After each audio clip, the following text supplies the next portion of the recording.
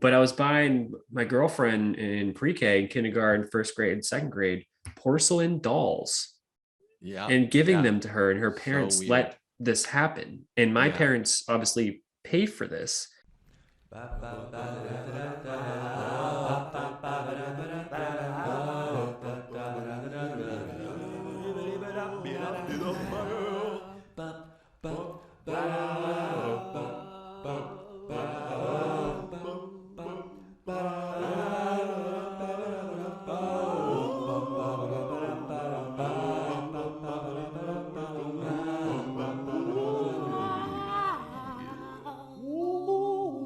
Good afternoon, good morning, good welcome to the Dylan and Joe Basement Podcast. I'm here with my best friend Joe, and I'm Dylan from the Dylan and Joe Basement Podcast. Joe, you want to let everyone know what's going on? I'm Joe from the Dylan and Joe Basement Podcast. Dylan and Joe Basement Podcast. Welcome back, folks. We are ready to eat a slice of pizza and maybe even a little bit of fear, because we're talking about some creepy ass shit this week. It is spooky month once again in the Dylan and Joe Basement Podcast. We're going a little sideways this year. Last year we got shit with the witches and the goblins and the vampires. You know, the classics, still classics. We might revisit them one day.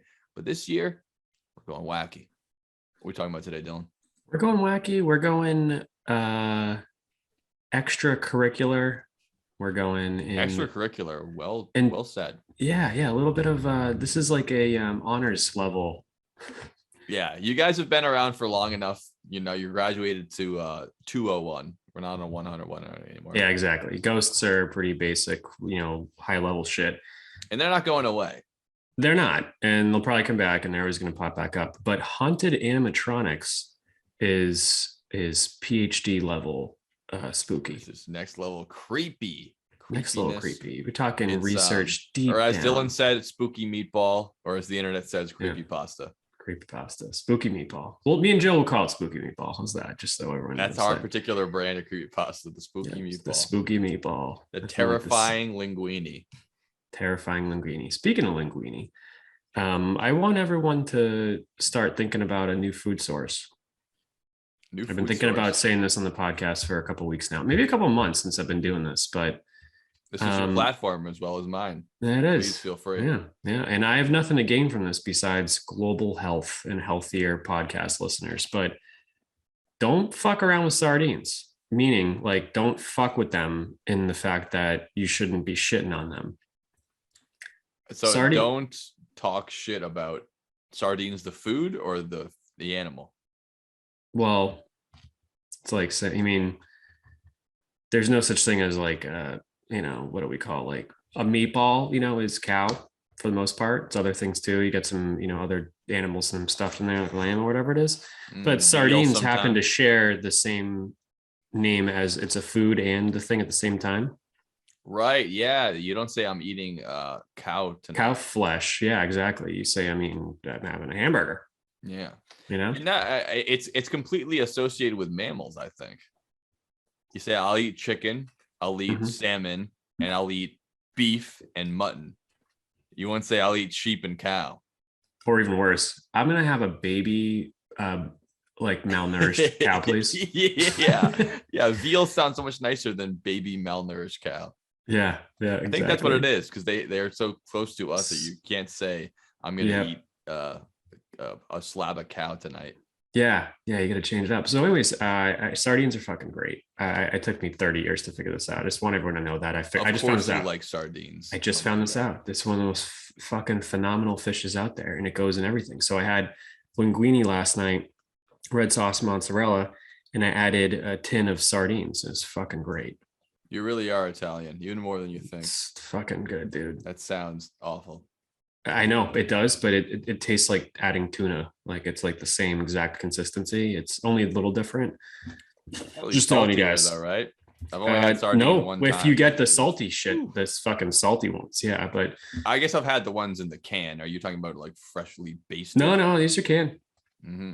Canned sardines. Last night there were canned sardines from Portugal in this like really attractive tin. And it was just price per ounce is so much cheaper than salmon. Like it's insane. You get a lot more fish for your buck, I'm sure. Yeah, you do. You do. You And either it's eat one salmon or 3,000 sardines for the same price. pretty much. And salmon is not even as healthy for you because sardines don't have a very low level of mercury because they're not big enough and they don't live long enough to even fucking accumulate mercury from the ocean. Yeah. So it's a nice, safe fish. So I just wanted to put that out there for everyone. I mean, we'll probably have a commercial about this so you guys will get official, knowledge from commercials. Much like lobstersonly.com if you're into dating. Like same thing, a little different. So today's episode's brought to you by Sardines. Go get yourself a tin. Act like the homeless guy in the woods from Dennis the Menace eating beans out of a tin. Only make it worse. Make it fish. Fish out of a tin. Nothing cooler than a guy on a bus just cracking open a nice, peeling back that tin of sardines and just one by one dropping them into his mouth like Jabba the Hutt. Dropping fish at his throne there. That's just something else. Exactly. What a perfectly disgusting image to start this podcast with. You're it on reminds brand. me so much of the story of a haunted animatronic. Let's delve right in. Let's get into this. So raise your hand if before this podcast you ever heard of one of the competitors to Chuck E. Cheese, also known as Mr. Cheese, named Uncle Klunk.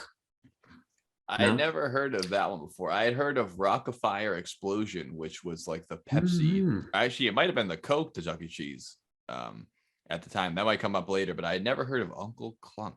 Yeah, so interesting that you said Rockafire Explosion because Showbiz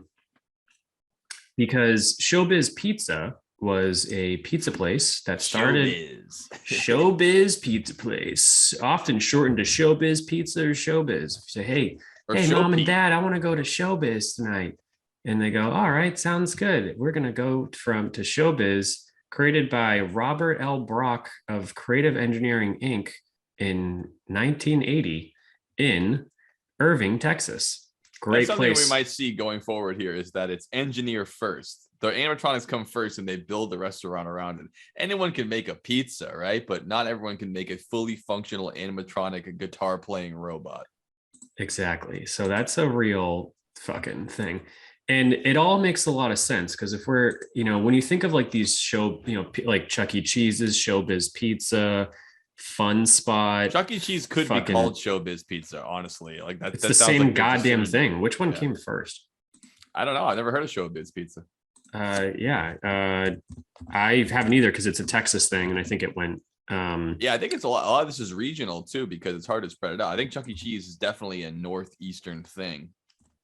Really? It might have spread out more from now, but a lot of the Chuck E. Cheese stuff I saw were like all like people recording stuff from like Massachusetts and New Hampshire and stuff like that. I got some news for you on this one. Where is it from? California? So yes, it was founded in 1977, right before Showbiz Pizza. Oh, it just got in under the wire.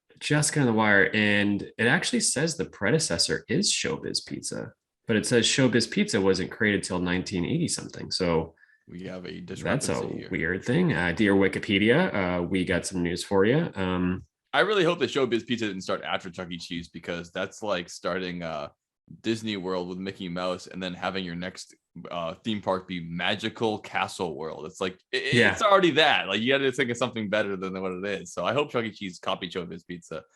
Someone fucking copied somebody or lost a bet because all right, so Chuck E. Cheese was founded in San Jose in 1977. San Jose. But its headquarters is now in Irving, Texas, where some of the most horrible things ever happened at Showbiz Pizza Place. Good Lord.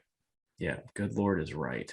So, and what I think is Uncle Klunk is a proprietor or a employee of Showbiz Pizza. We're gonna call him an employee. So, so before Uncle Klunk showed up, so we're talking like early 80s, Uncle Klunk started showing up like mid 80s, only a couple of years after. Yeah, and that is the golden age of animatronic pizza joints, as far as I'm concerned. This goes with the boom economy of the 80s plus pizza plus arcade. I mean, arcade of the 80s was the golden age of the arcade too. So this all comes together at the same time here. Yeah, so as a kid, your parents drag you into this place that's got pizza and it's got live robot shows. Drag me. I was dragging them. I'm the one who's the dragon here. Were you a Chuck E. Cheese kid? Loved it. My favorite place. Shit, you kidding me? My number one. I had a birthday party there, and it was the best thing ever. I love Chuck E. Cheese. Well, first of all, loved arcades insanely. Loved pizza.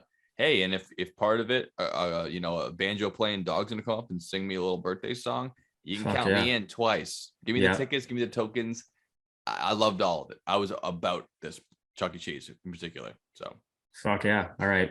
I was a Fun Spot kid. We went to Fun Spot a lot. Let's. I think we're doing apples and oranges there. Not actually apples and oranges. Not necessarily. I think we're doing apple flavored Jolly Rancher and delicious picked off the tree Macintosh. Fun Spot is the mecca of this kind of place here, and Chuck E. Cheese is the kind of strip mall version of it. But I love both those places. Yeah, I can't. I don't want to step on you, but Fun Spot's one of my favorite places of all time. So I won't. I didn't know if we were picking. I mean, I've only been to Chuck E. Cheese like once or twice as a kid, and I have very, very little memory of it. Wow, I went probably at least 10 times. I know exactly how the carpet smells. The sense memories. So they stick to you. Good stuff. So there was a band at Showbiz Pizza called the Rock-afire Explosion. That's what they're from. That's what they're from. Yeah. Okay, so I did kind of. So put it together. And the Rock-afire Explosion had fucking Billy Bob and a bunch of other shit going on. Who are all animatronics, and they only had like 20 something different moves. So. When you think of, for example, if Billy Bob's playing guitar, he mostly is strumming, maybe turning his head. So you've got, 1, 2, 3, 4. Yeah, exactly. Then a couple things. So out of the fucking blue, our buddy here, Robert Brock, decided that we're going to fucking take this shit to the next level. We've got enough money. We're going to create the best animatronic that has ever existed. And his name is going to be Uncle Klunk. Uncle Klunk. Uncle Klunk was slightly became the star of the show, and but immediately everyone hated him, and he was designed. They forced it on him. Huh? They did, and he was. They designed him to look like one of his creators, because it was obviously created by the head founder, but they picked a weird looking dude at the engineering company and accentuated all of his features, gave him an even weirder giant fucking dick-shaped nose. Yeah, we're gonna put it up for the folks, but it is just horrifying. Take a look at this guy and let me know if something's cute. not looking fun. It just looks really terrifying and really gruesome. Overall. Yeah, he really does. Joe, you want to just give us a couple more characteristics about him? While you're looking at him? He's a fiery ginge. Yep. Curly red hair, slightly balding. It looks like his hairline is set back. And then he has long curly. He looks very much like a late 70s, early 80s, like maybe a used car salesman. Yeah. With the plaid suit, the multicolored plaid suit, big bow tie. Yeah. He just looks awful. He's not looking great. You wouldn't like him. So he turned into one of the scariest stories of all time. Wow. And he, right off the bat, he became the star of the show, but everyone just didn't like him. He just had this weird things. When he was out back, he was kind of staring at people, doing weird things. And out of the gate, he was referred to as the abomination in the shows. They'd be like, oh, here comes on the abomination. And it was Uncle Klunk. I believe it. Abomination is an apt word when it comes to this.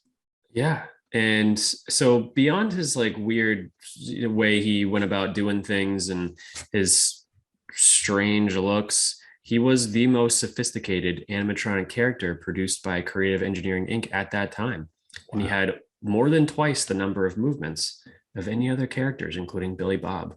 They so much all their eggs in a disgusting basket. A weird fucking basket.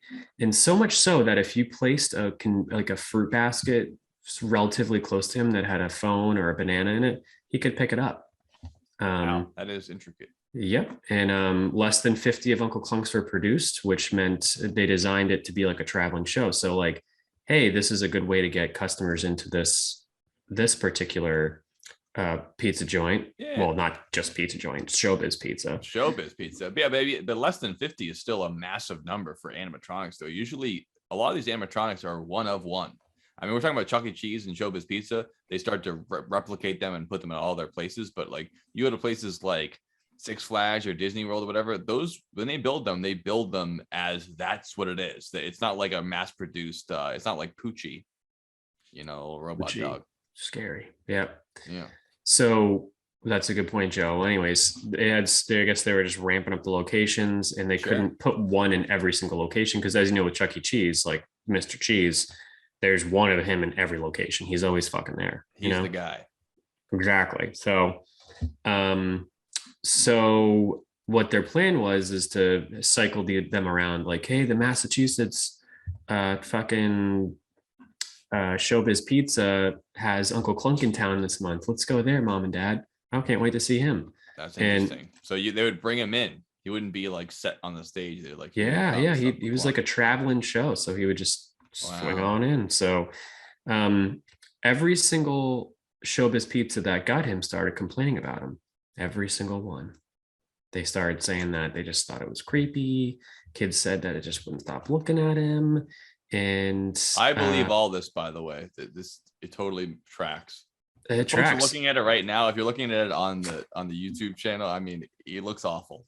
It's scary. I'm an adult man and I'm scared of this thing. Can't imagine what. Yeah, but he wasn't supposed to. Like I said, he's fucked, but he wasn't like designed to be scary. He was designed to be like a fucked up and goofy, like hey, like a Conan O'Brien, like a talk show host is kind of what he was going for, But what he looks like is he looks like the fucking annoying guy. But he looks like your uncle that isn't allowed to go to family reunions anymore. That's a completely true fact. But he also looks like that annoying guy from like kind of like fucking Jesus, dude. Imagine this. Imagine Jimmy Neutron, Carl, thin, annoying. I can see that. Yeah, the Carl. Carl, for those of you who don't know, Carl was like the fat, like redheaded. Hey, Jimmy. Oh, I don't know what's going on, Jimmy. Literally, that's him. I mean, there's no difference at all. Joe nailed it. So, yeah, he's got like that fucking look. Anyways, so let's put a damper on everything because everyone fucking hates him and the whole traveling shit, whatever. So, so they're already pot committed at this point when they built that many Uncle Klunks. They can't actually reel it back now. Yeah, exactly. And it sounds to me like they didn't really test this thing out. They're kind of like, this is our new thing. Build 20 of them. We'll send them around the country. Yeah, and exactly. As soon as kids see it, they go, this is fucking creepy. Yeah, exactly. So they would, have engineers go out and take a look at them and to see like what's wrong with them. Like, why did this Uncle Klunk grab a kid? Like, what the fuck is that? Like, kid doesn't look like a banana. You know what I mean? Grabbed a kid. Grab the kid. Ooh, like just in the back, good. Fucking grab the kid. Grab kids. So they test them out, and sure enough, all of them are good. And the company's owner, we talked about him earlier, said he's never been more frightened of an animatronic in his life, and he never told any details about it. Wow. A little weird. They reskinned him, changed it around a bit.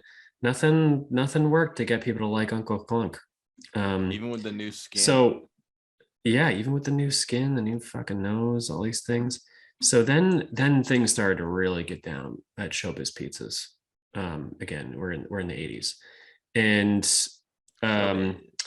there was a child abduction from one of the restaurants right underneath the parent's nose. Oh no. Then the next one was a few weeks later, there was a shooting one night out of nowhere at Showbiz that Pizza. You can't avoid. But I do like, this is worth mentioning at this point, is that at Chuck E. Cheese, when you walk in, first of all, you're not allowed to enter the restaurant without bringing a kid with you. That's I thought you were saying a gun.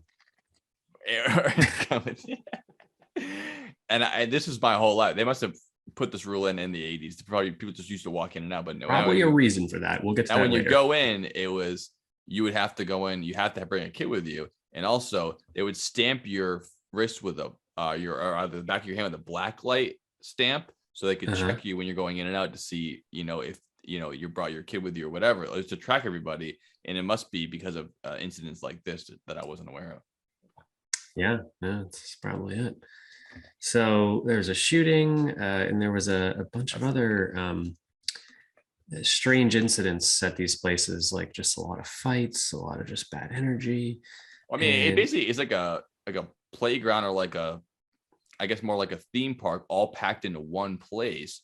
So you got a lot of, adults that are kind of tired and exhausted and stressed out for all the kids. You got hundreds of kids screaming. You got money going back and forth. A lot of people are paying a lot of money to have their kids' birthdays at places like this, and the tensions are high. It's like a wedding for children. So I can see people breaking out in fights and violence because of the stress of being packed all in one place together with all those animatronics just playing their music, just staring at you. Yeah, so exactly. So you've got all that going on. You get the stress, and then you've got a failed animatronic that no one fucking likes. That you spent all this money on R&D and getting these things in here, and then all of a sudden you've got some serious incidents with fucking creeps and murders and gunshots and anger and whatever it is. So they decided to pull all the Uncle Clunks from the locations. Got them out of there. They pulled all the Uncle Clunks except for one. One in particular. They left one of them. They don't know why. So where was that one? This one was in Irving, Texas, closer to the headquarters. There was one there. And one employee said that they still kept him going and they didn't like it, but he was there, and they feel like they had to keep one around after all much money they spent and they poured into this concept of Uncle Klunk. Yeah, exactly. And he would still do some strange things, like they'd power him down, and all of a sudden they'd be grabbing, go out back room, and he would turn back on, and they'd be like, "What the fuck? We should turn him off." So they'd power him back down again, and then he would be doing his show, but he'd be staring at one person the whole time. And I mean, those eyes, they're supposed to look like cartoony, but they look like lifeless doll's eyes, much like the sharks of last week that you just stare into your soul as creepy little plasticine orbs. Good. Yeah. Oof, I mean, these animatronics really, I mean, they're one hair away from being creepy as fuck immediately. And if they're not all, sunshine and giggles, if they just stare at you for like 10 seconds and don't move, and then they just shift a little bit, that's enough to freak me out. I mean, that's fucking weird. It is fucking weird. I can't imagine how people feel if I had to walk into a warehouse and the thing wouldn't stop staring at me and it was turned on and it wasn't supposed to be, I would be petrified.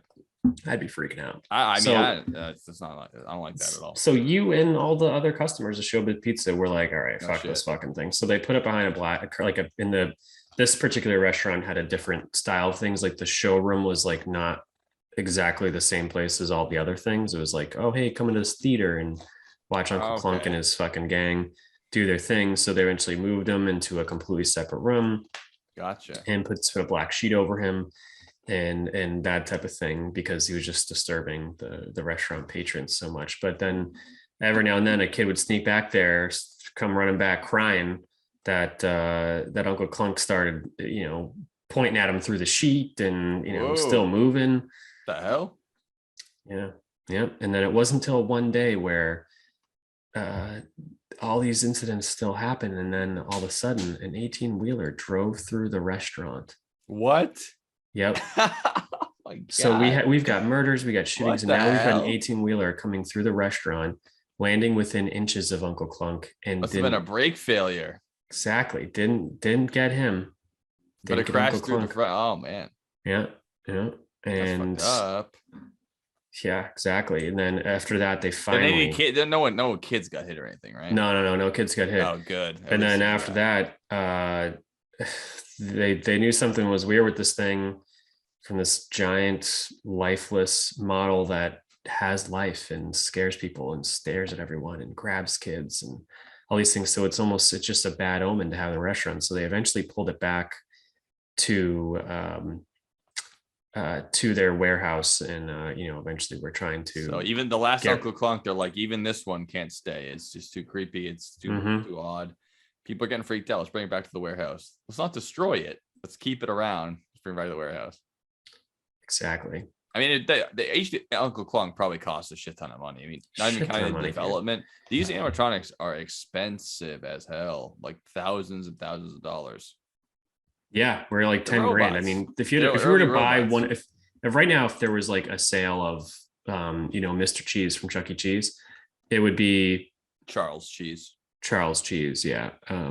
Charles Entertainment Cheese would be a good point.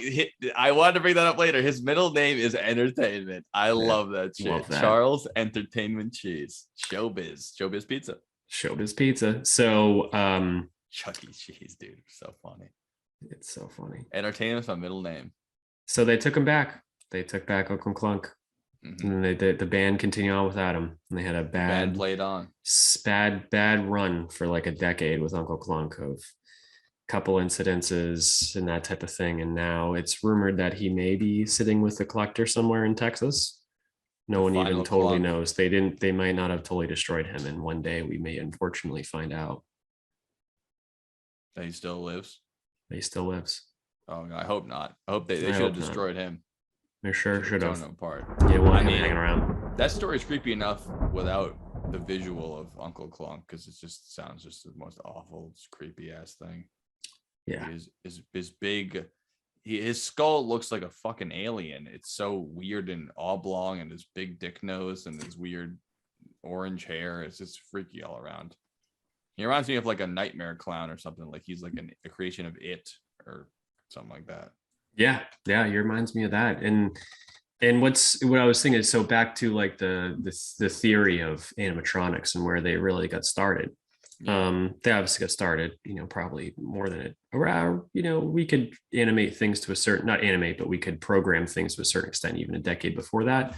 Pretty shittily, just might, these are robots. Yeah, I mean, yeah, they're early robots. Obviously, they're using them for the purpose of entertainment because it's easier to make a robot move a certain way to perform like a little dance than it is to have it perform actual actions. Like spoiler alert for all you kids out there, these robots aren't playing the instruments. Like that would be difficult to do. Shouldn't me? But in the 80s, you could program a robot to perform like it was doing that, which is very early. I mean, at the time, it was probably mind-blowing I know it was for me as a kid. And for a lot of people, it's like, this isn't even it looks like a mascot, but it's moving around like it's its own thing. And there's no one in that suit. It's moving on its own will.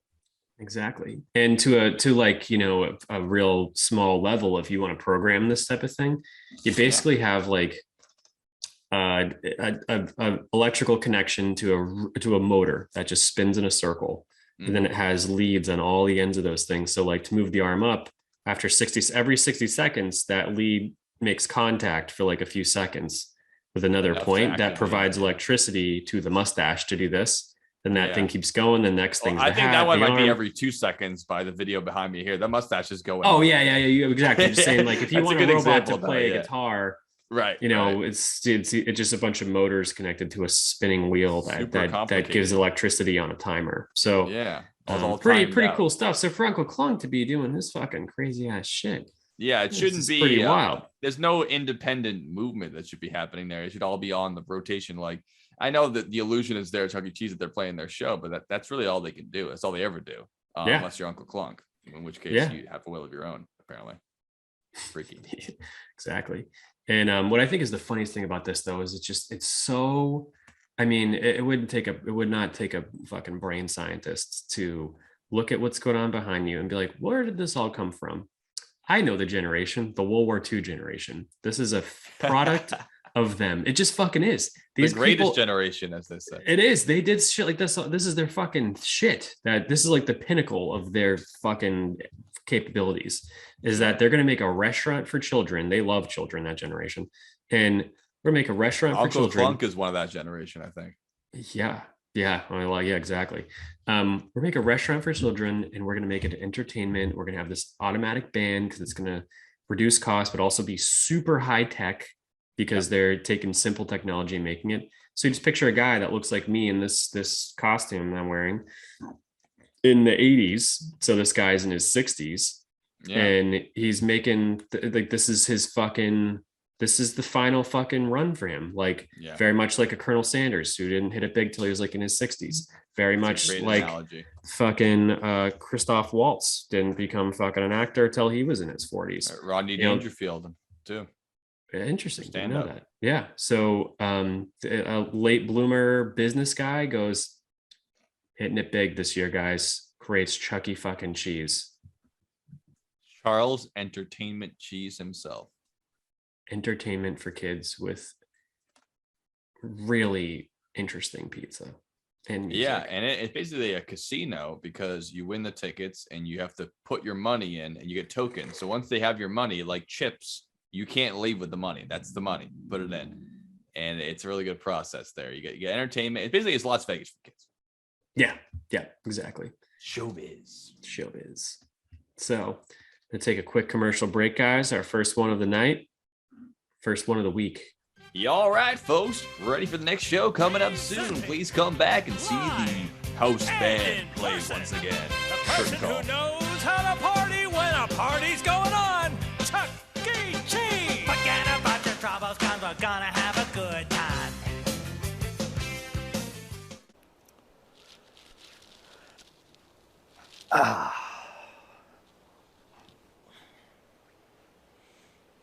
You look like a guy who's looking to buy something. I'm always looking for investments.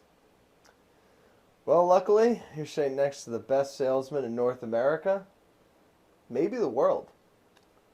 Bullshit. You know what? Sell me this pen. Come on. We've all done that before. I'm a salesman. All right. I got one for you. Sell me this microwave. I need you to make me Belvita cheesy shells, trademark, right this second. What would you use? Well, I'd use a microwave. Got one here right for you. I learned all these selling tactics by listening to the Dylan and Joe Basement Podcast. What if I told you the people just came into your house and you have no way to get out? But I have a pot filled with forks and knives that you could put in this very microwave and put it to 20 minutes. What do you need then? I need this microwave to defend my family. I learned all these selling tactics and more from the Dylan and Joe Basement Podcast.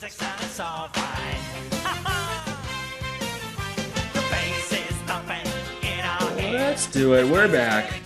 So, unfortunately, just to wrap up our last segment, you can no longer go to Showbiz Pizza. Showbiz Pizza is no longer a viable business. It's not, which unfortunately means The Rockafire Explosion has retired. they're retired. But they're probably sitting in a collection somewhere with some guy. They may make an appearance. Certainly are, because like we said earlier, these things are valuable. And although they're not very useful in your daily life, like any other collector's item and nostalgia combined, you can get a lot of money for shit like this. Oh, yeah. Yep. And they're not Disney. Like in Disney, if they have an old retired animatronic, they try to hide it away to keep the mystique going. They don't want people having the old Pirates of the Caribbean guy in their house. You know, they could do anything with that. But Rockafire Explosion, they're like, hey, whatever. You want to pay? You got it. Take it. Yep, exactly. So stay Everything must tuned to go. see where if we find any more horror stories about the Rockafire Explosion band dismemberment Good Lord. collectors who hold these things. So on to Chuck E. Cheese. Chuck E. Cheese is on the NASDAQ. I now understand. It's a publicly traded corporation. Saw that. Do you want to know its letters? You know how they all have letters? I'm going to guess. Yeah, go ahead. CHZ. That would be great. It's CHKY. Chucky. That's good. That's a good one. Yeah. Who's yeah.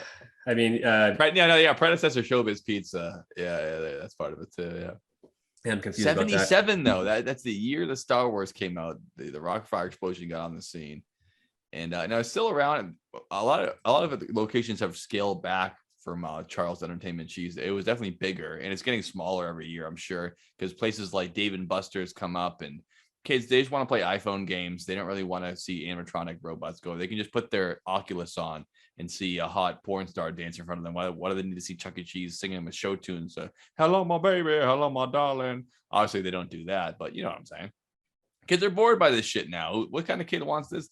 I mean, you still like the mascots and the whole like plushy kind of idea of it, but I feel like Chuck E. Cheese is going to go the way that the Rockafire Explosion, I think, in the next 10, 20 years. COVID must have not been great for it either, I'd imagine.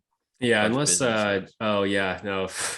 Yeah, hey, how was COVID for you as a kid? I got COVID at Chuck E. Cheese in early 2020, and it's not like the Chuck E. Cheese band can really go on tour.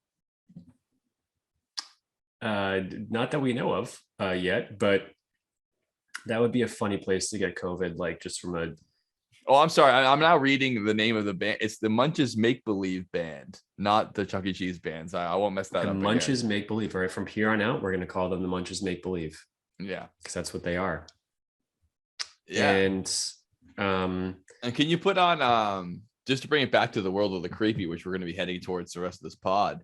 Can you turn on the share screen button? Because I want to show you a couple of images we have here of absolutely Rock of Fire Explosion robots now, because a lot of people have them in their collections or they're just warehouses somewhere. There was a fire in one of the warehouses. I mean, you can imagine just the sheer amount of horror involved here. At least you'd get like 10 seconds, maybe 5 seconds of a whiff of like burning popcorn and plastic smell. Because just the right amount. Imagine if you go up there and give one of them a hug. That's what I'm saying. They definitely don't wash just them. One of them a hug. It's just Doritos and Mountain Dew fart and popcorn in the fur for 30 to 40 plus years. We're talking just like those little mascot costumes. So here's some photos. I mean, look at these things. Man, this is crazy town. They just look horrifying. And we got burnt out rats. We got the skull. I love when they take their fucking faces off. Heads off. You really see what they really are under all that stuff. Actually, this one's a good one of the main guy, Billy Bob. There, look at that, just a freaking metal spike through his head. Dude, it's just Westworld. This is seriously just Westworld. It's just Westworld. The movie and the sequel, Future World. When they take their masks off, they look like this. Yeah. So I thought I'd play a quick video of a Rock of Fire Explosion. I don't know if it's Rock of Fire Explosion, but it is a similar thing. Well, no, if Billy the Bear's there, we'll know. Well, can't mistake him. It's a wolf with a puppet, which will bring us in our next segment too. But I gotta play this, and I'll describe it for the folks. But it'll be brief. It'll be about 30 seconds. But this is just a haunting video of a guy walking through an apartment with these animatronics already set up in it, and it just really is a freaky scene. So for those of you who are driving a car, dirt bike, motorcycle, ATV, or whatever it is, you can picture. We've got a video on YouTube of abandoned animatronics in some guy's apartment. Yes, and the only lighting is a flashlight, and he's gonna play one of the animatronics that still is functional, but its face is all mangled and horrifying, and it's just crazy. The little skeleton inside. This is great. This is a video from 2019 with over almost 5 million views. So now that was the keyboardist for the Rock Fire Explosion, the gorilla, which he seems to be fully intact here, but not and really. fully clothed. Fully clothed, which is nice. And now there's a little puppet next to him there, which is like a sock, like a little sock. Okay, open the curtains. Okay, this is Rolf the Wolf. And that sound is the clanking of the metal machinery inside this mangled guy's mouth. face. It looks like someone smashed it with a fucking ATV, and he goes all mangled up, and it's just awful looking. In this straight up horror movie apartment. stuff. Like, imagine the attack of the animatronics, and one guy, like you said, hits this with a car, and then it's like, okay, let's get going. While it tries to still kill you, while its face is all mangled. Then just awful. Here we go. We'll play it for a couple seconds here for you. Yeah, let's say I'm interested. Thanks for using the show selector, and we'll be happy to do the selection that you've chosen today. And remember, we do work on tips only, so if you'll just come up and pad Rolf's tip jar here, I'll see the rest of the 100% commission. And we're not supposed to be trying to get tips from people, folks. Ladies and gentlemen, we do these shows for free. We do whatever shit you want us to do for pushing a button on the show select. Earl, I'm sure they'd be happy to tip us. Rolf, come on, can it, bruh? I mean, all the charm and appeal of that is completely lost, and it's all horror now. With the you can see the servos and the gross natted wig hair. Oh god! Oh man, it's awful. Crazy. One of my favorite thoughts of this is I hate it so much. I mean, I'm fascinated by it. I love it. I don't want to be in that room. I don't want to be in there. I know, but if I had a 26 room mansion, I am a big believer in Portlandia sort of did this, like when they did the goth people, like one room was like really extreme, like committed so much to one theme. Like all of a sudden you walk in one room and it's full of plants and sunlight. The next room is like all black. I like lights, that idea. Gothic light. Then you have like, hey, don't open this door.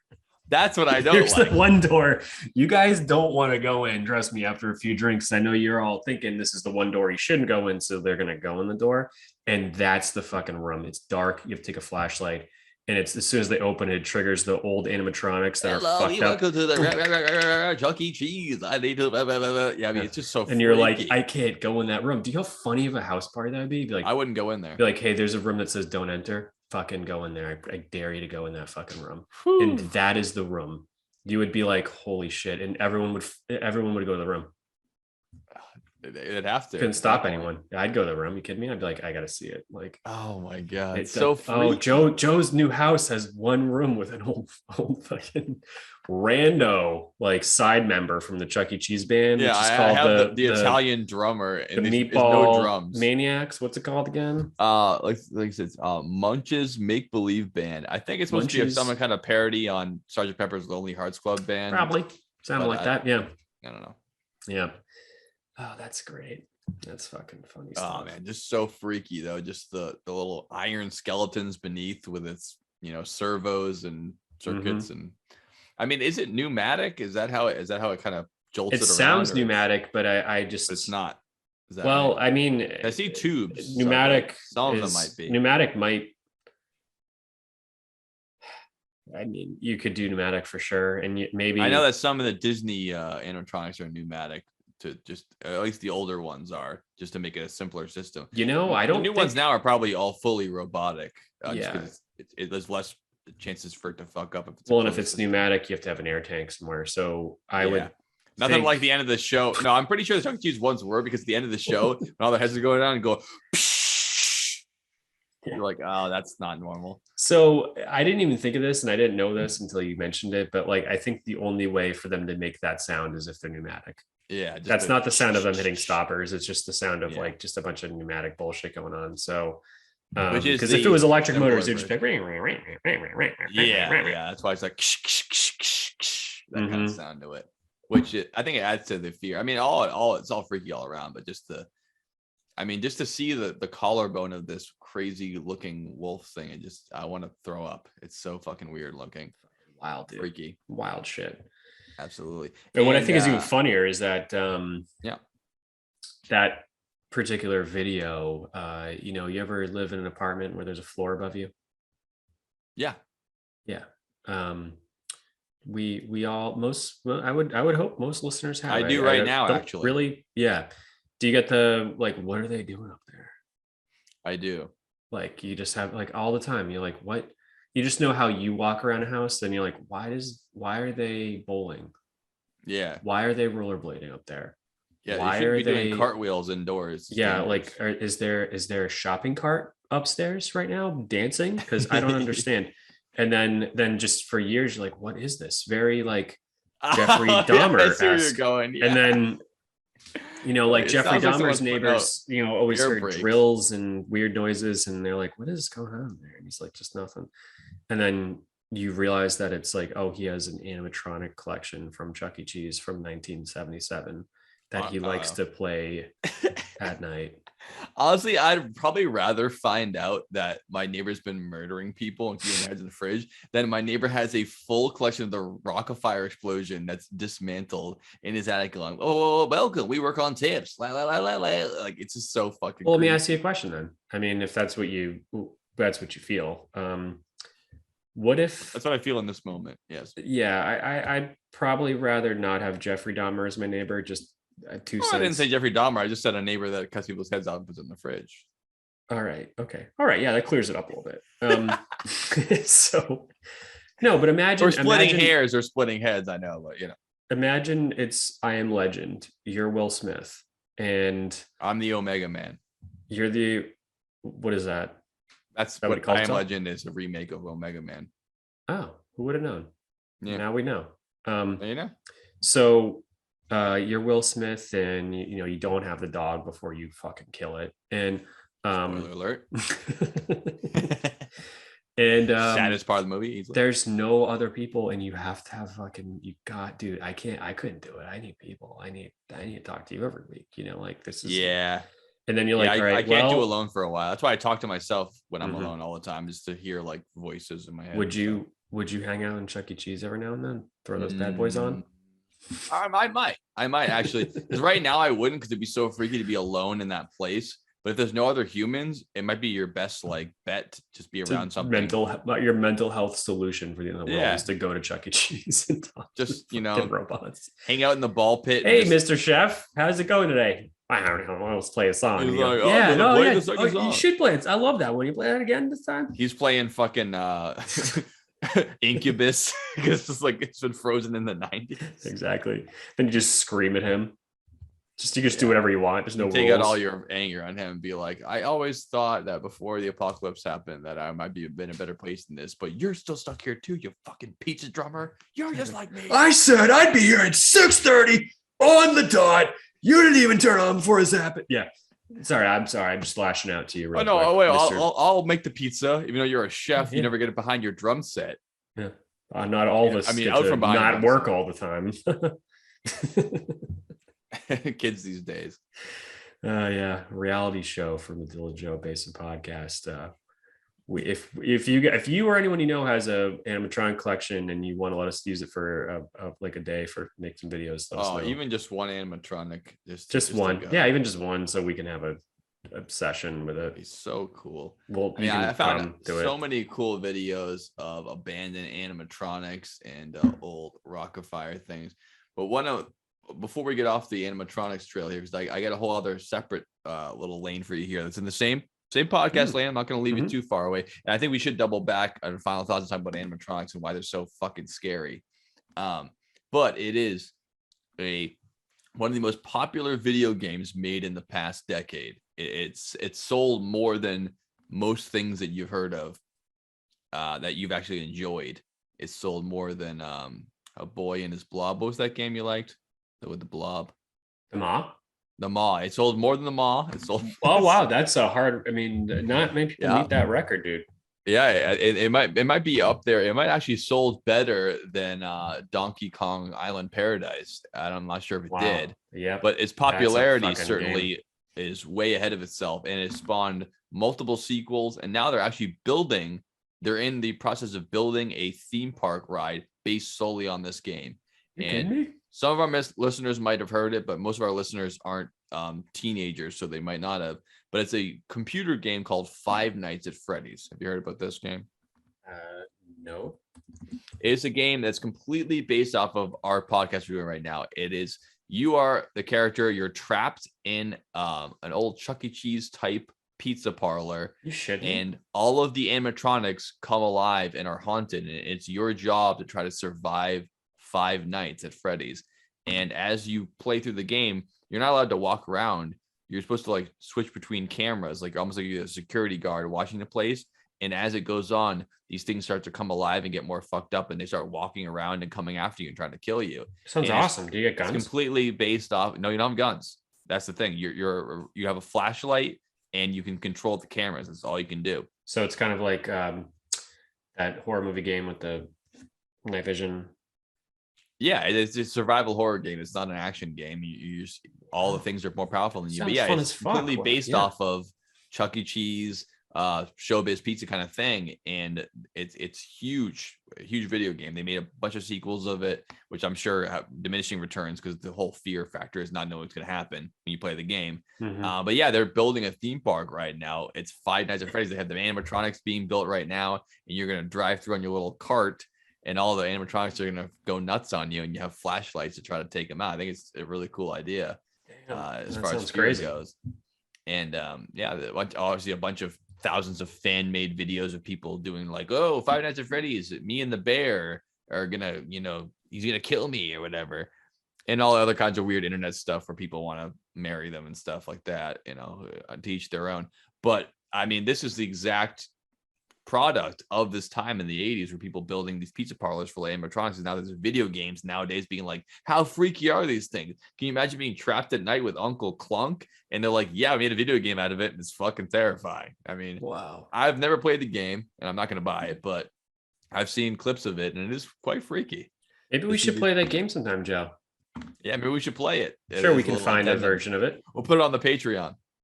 The It'll be our second episode of the week. Will be Let's Play Dylan Joe Baseball Podcast Five Nights at Freddy's. Can we survive the 5 nights at Freddy's?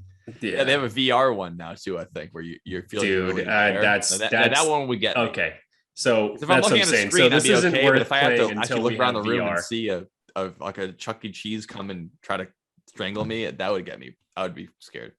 So my physical therapist a year ago, before I broke up with her as my physical therapist because she was charging like $60 a fucking session. I was like, yeah, fuck that. This is a perpetual pain. I just have to live with it for the rest of my life. We're not doing, nothing's happening here. So, but she had a cool idea. She was like, oh, I'm having a Halloween party. It was like last year, the year before. And she just invites her friends over, her and her husband's friends. And that's the only friend she has. Have VR. What? No, I'm just being dumb. Oh, I just didn't hear. No, I know you're saying you're like her friends and her husband's friends. You're like, she invites her friends over, her and her husband's friends. And I was like, oh, so only her husband's friends are her friends? He's one of those. Yeah, exactly. So no, when she has them over and they have VR horror video game night instead of horror movie night, I'm like, that's cool. Fuck yeah. So they play that game. That is the scariest game ever, dude.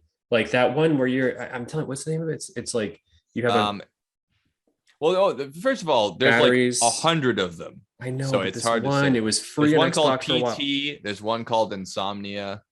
There's one called Amnesia: The Dark Descent. That's supposed to be one of the scariest games ever.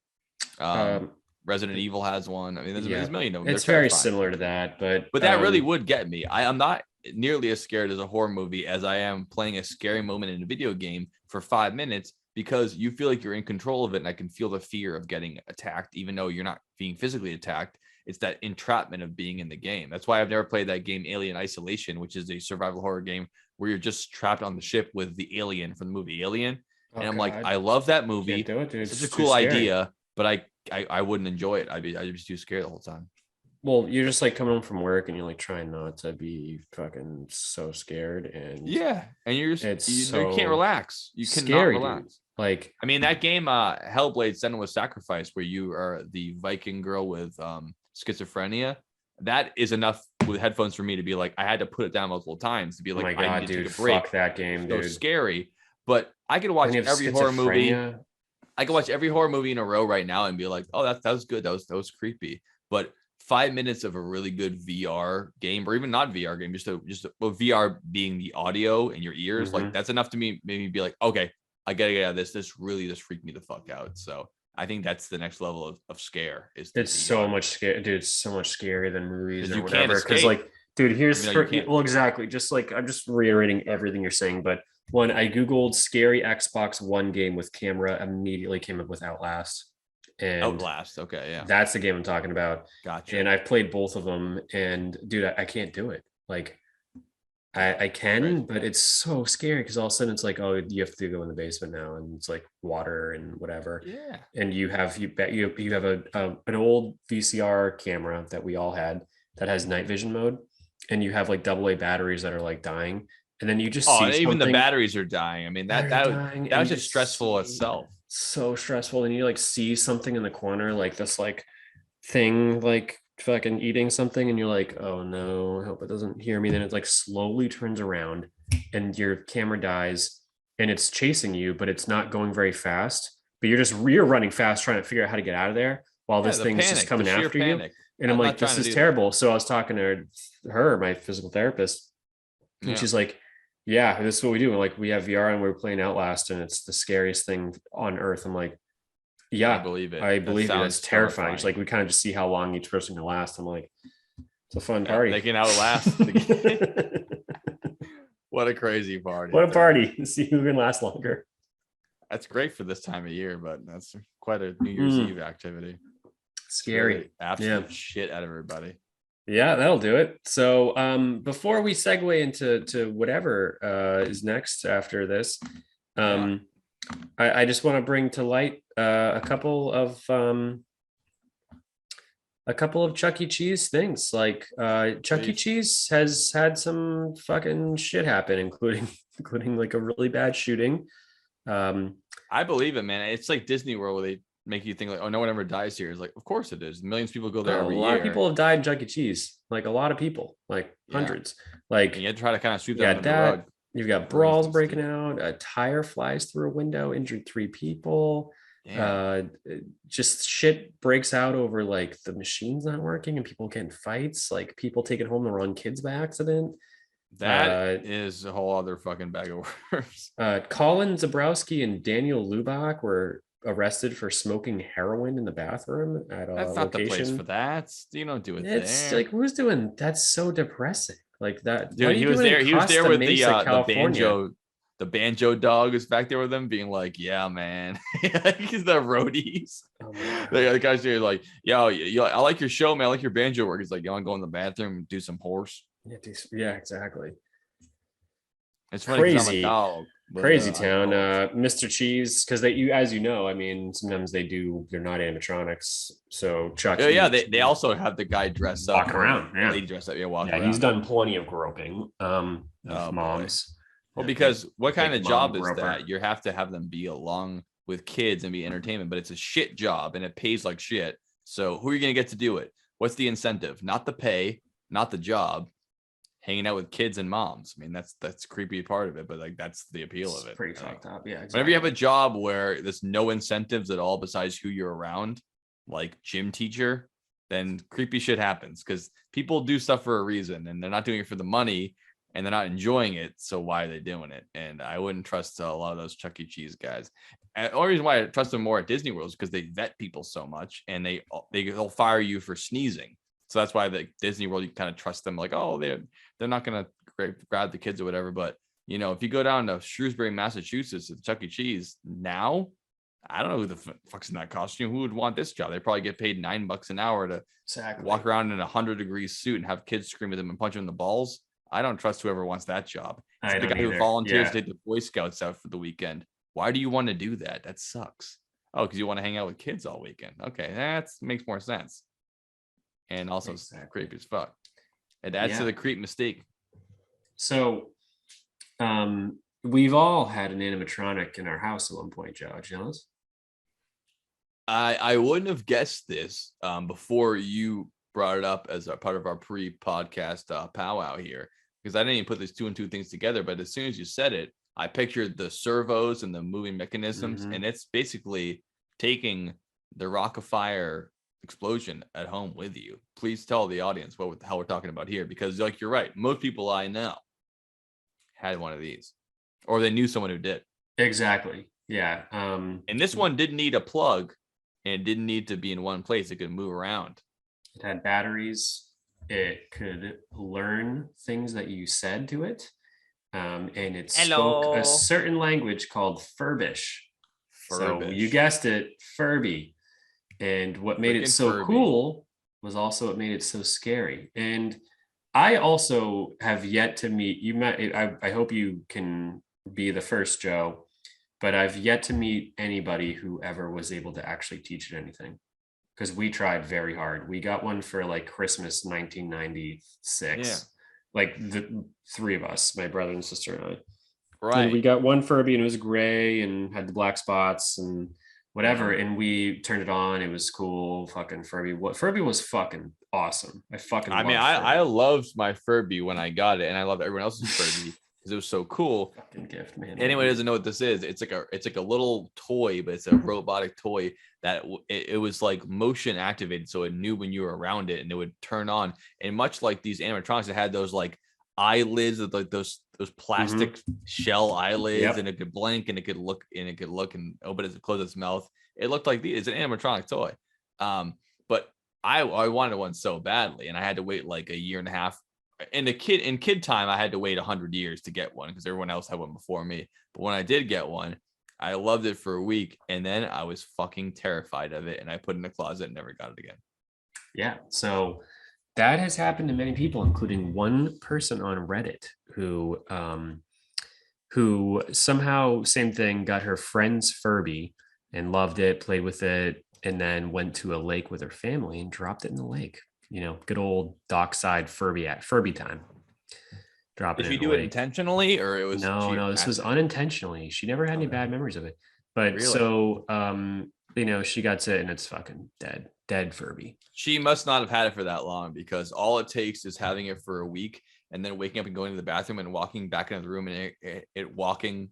I mean, not it walking, you walking in the room and it going, hello, and waking up and putting his eyes up to fucking be like, this thing sucks. I'm terrified. Fuck this. I'm done. Oh God. Yeah, exactly. So, but she it probably was a week or whatever, but she threw it in the closet. Yeah. And then her friend came over, who actually was the owner, and said, hey, where'd you put the Furby? What happened to it? And she said, this is what happened to it. And I don't really miss it anymore. And then she said immediately from the closet, they heard, don't you need me? Furby don't need you anymore. Like, that's fucked up. Like, and that's why she was like, this is fucking terrible. And the Furby came back to life from the drowned lake, and it said, you don't need you anymore. Yep. That's fucked. Yeah, those things are creepy as hell. Those are the exact same. The Venn diagram of Furby and Chuck E. Cheese, it's like almost a full circle. It's so close in my head, like what that shit is. It's more like Uncle Klunk though, because Chuck E. Cheese could not react to you, but the Furby could. The Furby did know if you were in the room. It definitely knew that. I wasn't able to teach it any words either. I think that might have been more of a myth that you could teach it stuff. It could definitely change. No, it said you could. Like, I think you No. actually.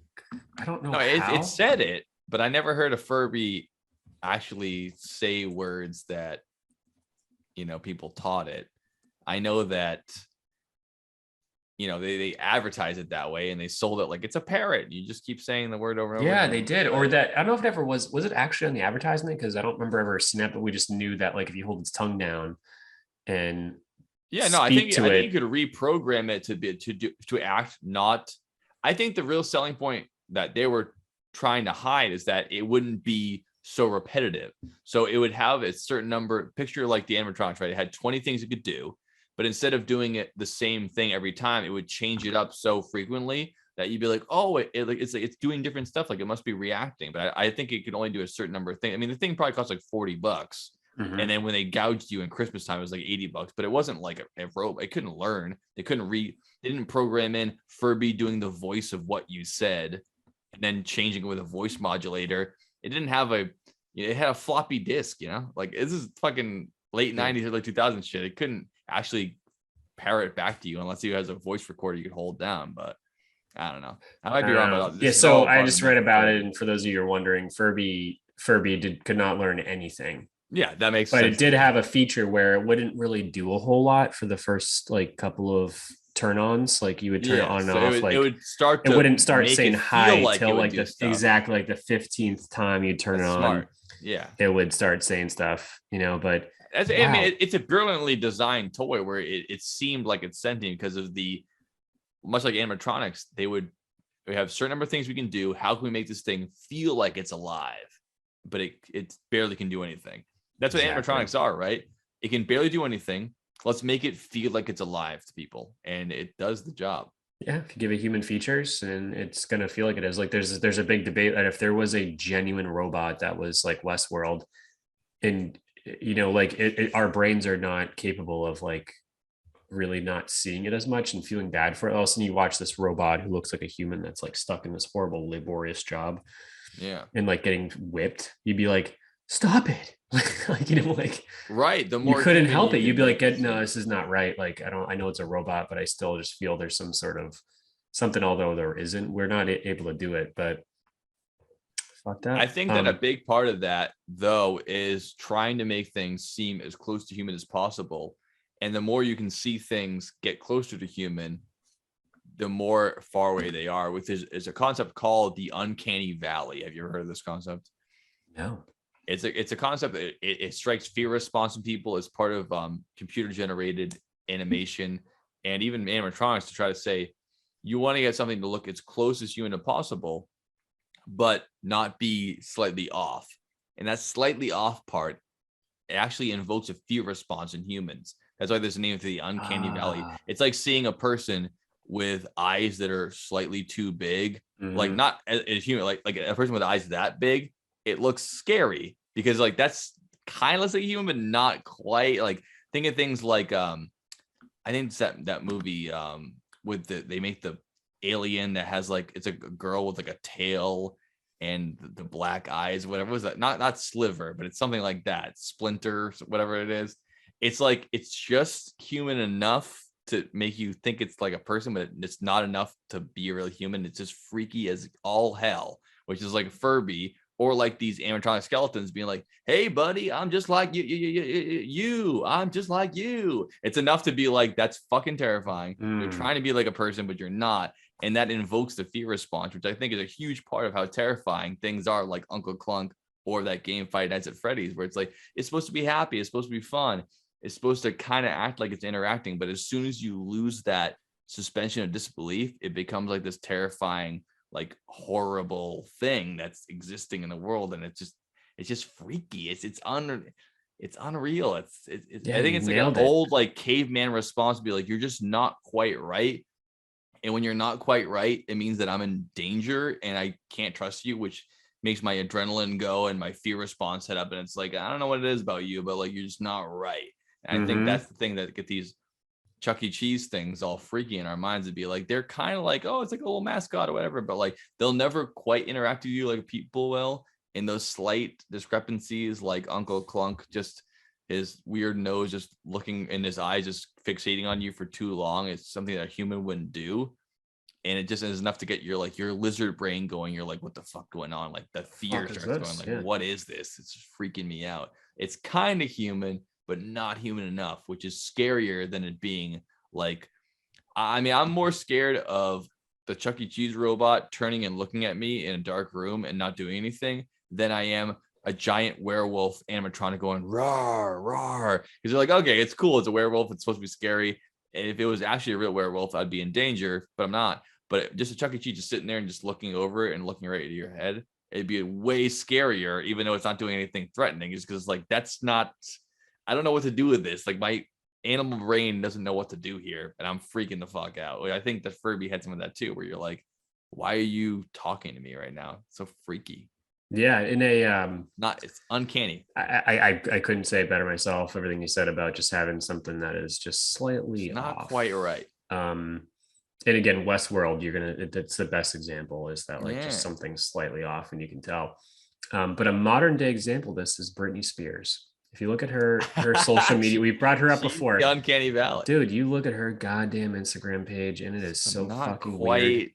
You're not quite right. You know, something's not right, dude. Like she's been programmed to talk like, a certain way. Again, like, the aliens took her over and they're trying their best to make her be like, we're gonna be Britney Spears based off of what we've seen of her recordings. Yeah, like humans like this kind of. This is exactly. Yeah, exactly. You like this. Like all of a sudden, if you went to another planet and they go, here, the cigarette, you like this, and you're like, this is awful. Nah, it's like when you see a dog, you give it a bone, but they think what's the human bone equivalent? Is it a cigarette? Is it a food? Because a bone isn't food, so it's like, is it like, here, you like this fermented native plant drink, and you're like, here you go. I do, and I am gonna drink it, but it's a little off. Like your first thing is like, here's a drink for you, and you're like, well, there's so much more to this than just that. It's all the nuances that are missed with this kind of design of things, where like that's why it especially helps when you're a child and you don't understand nuance as much, and like the big animated notions of, you're like, oh, isn't that something? But the older you get and the more nuances you discover, the more cautious you are, and the more things like this I think are like off-putting to you. Like I don't enjoy looking at this thing behind me of all the animatronics. Like it's kind of freaky and weird and it's fascinating, but I wouldn't enjoy it. But as a kid, I remember sitting there and watching them do the show and be like, oh, look at the things, there you go, but you don't know shit. So you don't know how fucking weird it is that that's even happening, and how your brain should be like, this is fucked, get the hell out of here. It's like when you see someone on the street and they just hit you a certain way where they're not acting like a regular person, you're like, oh, something's off here. Someone could walk up to you and look at you, and like they could bump into you and turn around and be like, fuck you, and you'd be like, fuck you too. That wouldn't freak you out as much as a guy who walks up to you and bumps into you and then just like stares at your neck.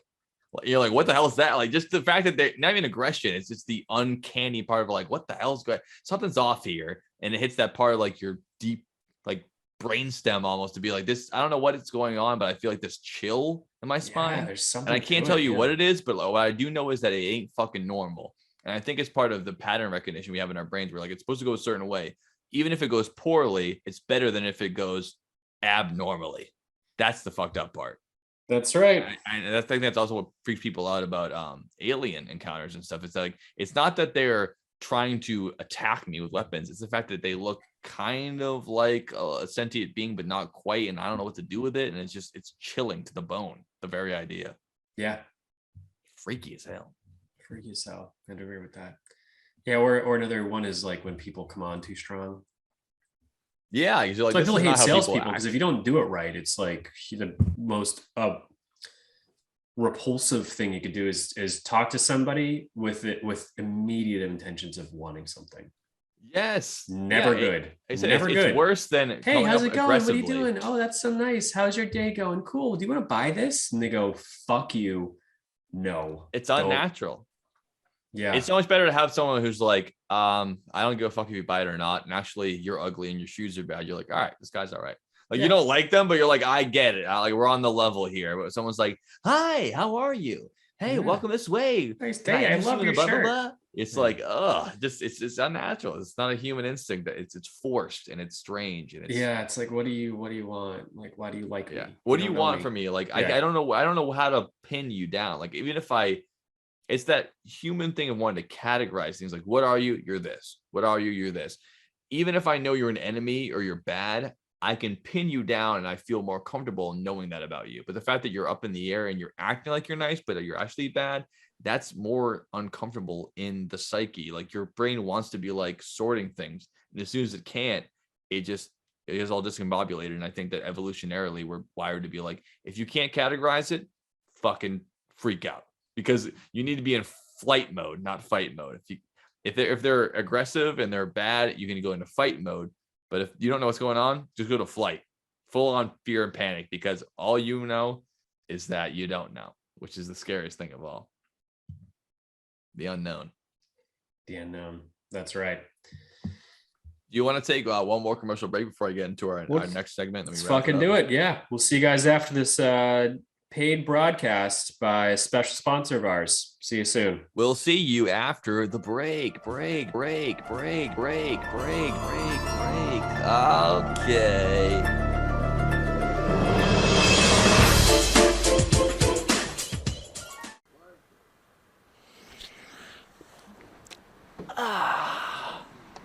Oh, hi. Didn't see you there. We here at the Dylan Jones Basement Podcast believe that Brett Favre did nothing wrong. If you want to take money and allocate it towards your own personal bank account, that's fine. The main point is, can you throw touchdowns? The Dylan Jones Basement Podcast throws touchdowns like it's nobody's business. Obviously, we don't throw footballs, but the content is there. Sure, we don't send dick pics like Brett Favre. Sure, we don't start fake charities like Brett Favre, but we have a Patreon based on the Dylan and Joe Basement Podcast. You understand what we're doing here? We're trying to start a movement, and our movement is bowel movement. Thank you very much. Karma to you, karma to you. Praise Christ.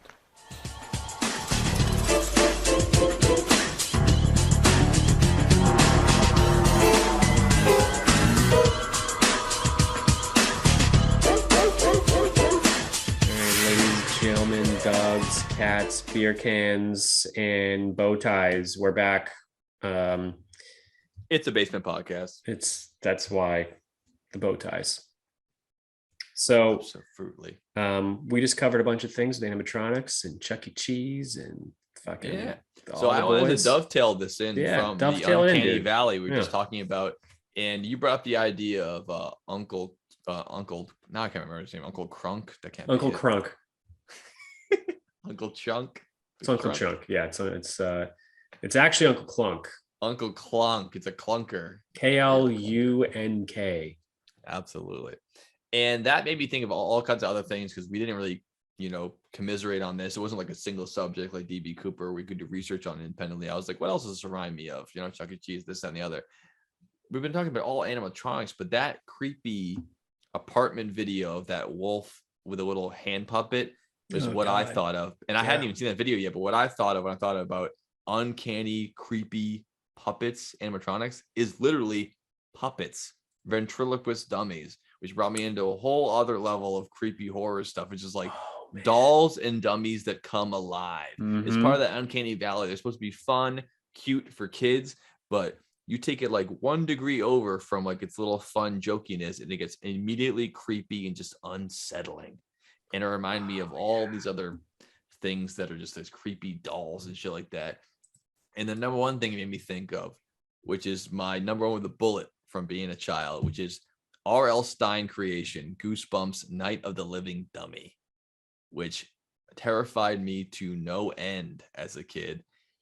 And that story, I know you were a particular part of because you were there at my birthday party when we watched the movie all together. So I had already seen the movie, which already freaked me out for puppets. It's a story about a family moving into a new house, and they find a dummy in the attic from the old family, and they go, "Oh, isn't it funny? It's, you know, it walks around, you use their ventriloquism, you speaking, it's speaking for you." This is Joe's 30th birthday party, by the way.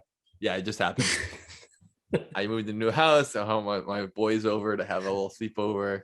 Yeah. Watch the A movie big together. Get sleepover. scared. Good old Watching days. Goosebumps. Dun, Yes. dun, dun, dun, dun, dun. They're freaking out. I also realized between watching the movie, like, I don't know, like 4 years ago, I rewatched it to see how scary it still is. One of the main characters in the movie is the two kids who move in, and then their cousin comes in, and their cousin's like the scary movie guy who like doesn't believe, and then is the biggest bitch who dies first. But it's Goosebumps, so they can't cut his head off. But the kid who plays the cousin, the annoying cousin, is Anakin Skywalker in Star Wars. You shit me. It's that kid. Hayden Christensen as a child does it. So that's how old it is. Love that. Goosebumps, the TV show, unlike the book series, basically Tales from the Crypt, but even more for kids. Like, here's a, you know, a one-off story about something crazy that's happening. But this is a dummy, if I remember correctly, was named Sunny, and it would terrify the shit out of me.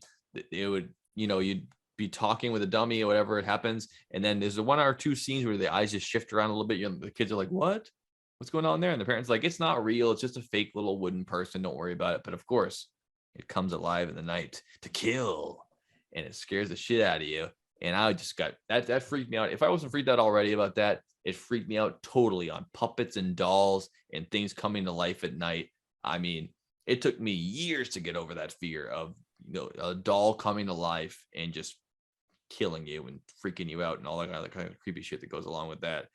And I think that has to do with the uncanny valley aspect of it. It's like, it's supposed to be like a fun little puppet friend, kind of looks like a guy in a bow tie, but really it's a crazy killing wooden figure that's just freaky as hell. And do you remember anything about watching that movie?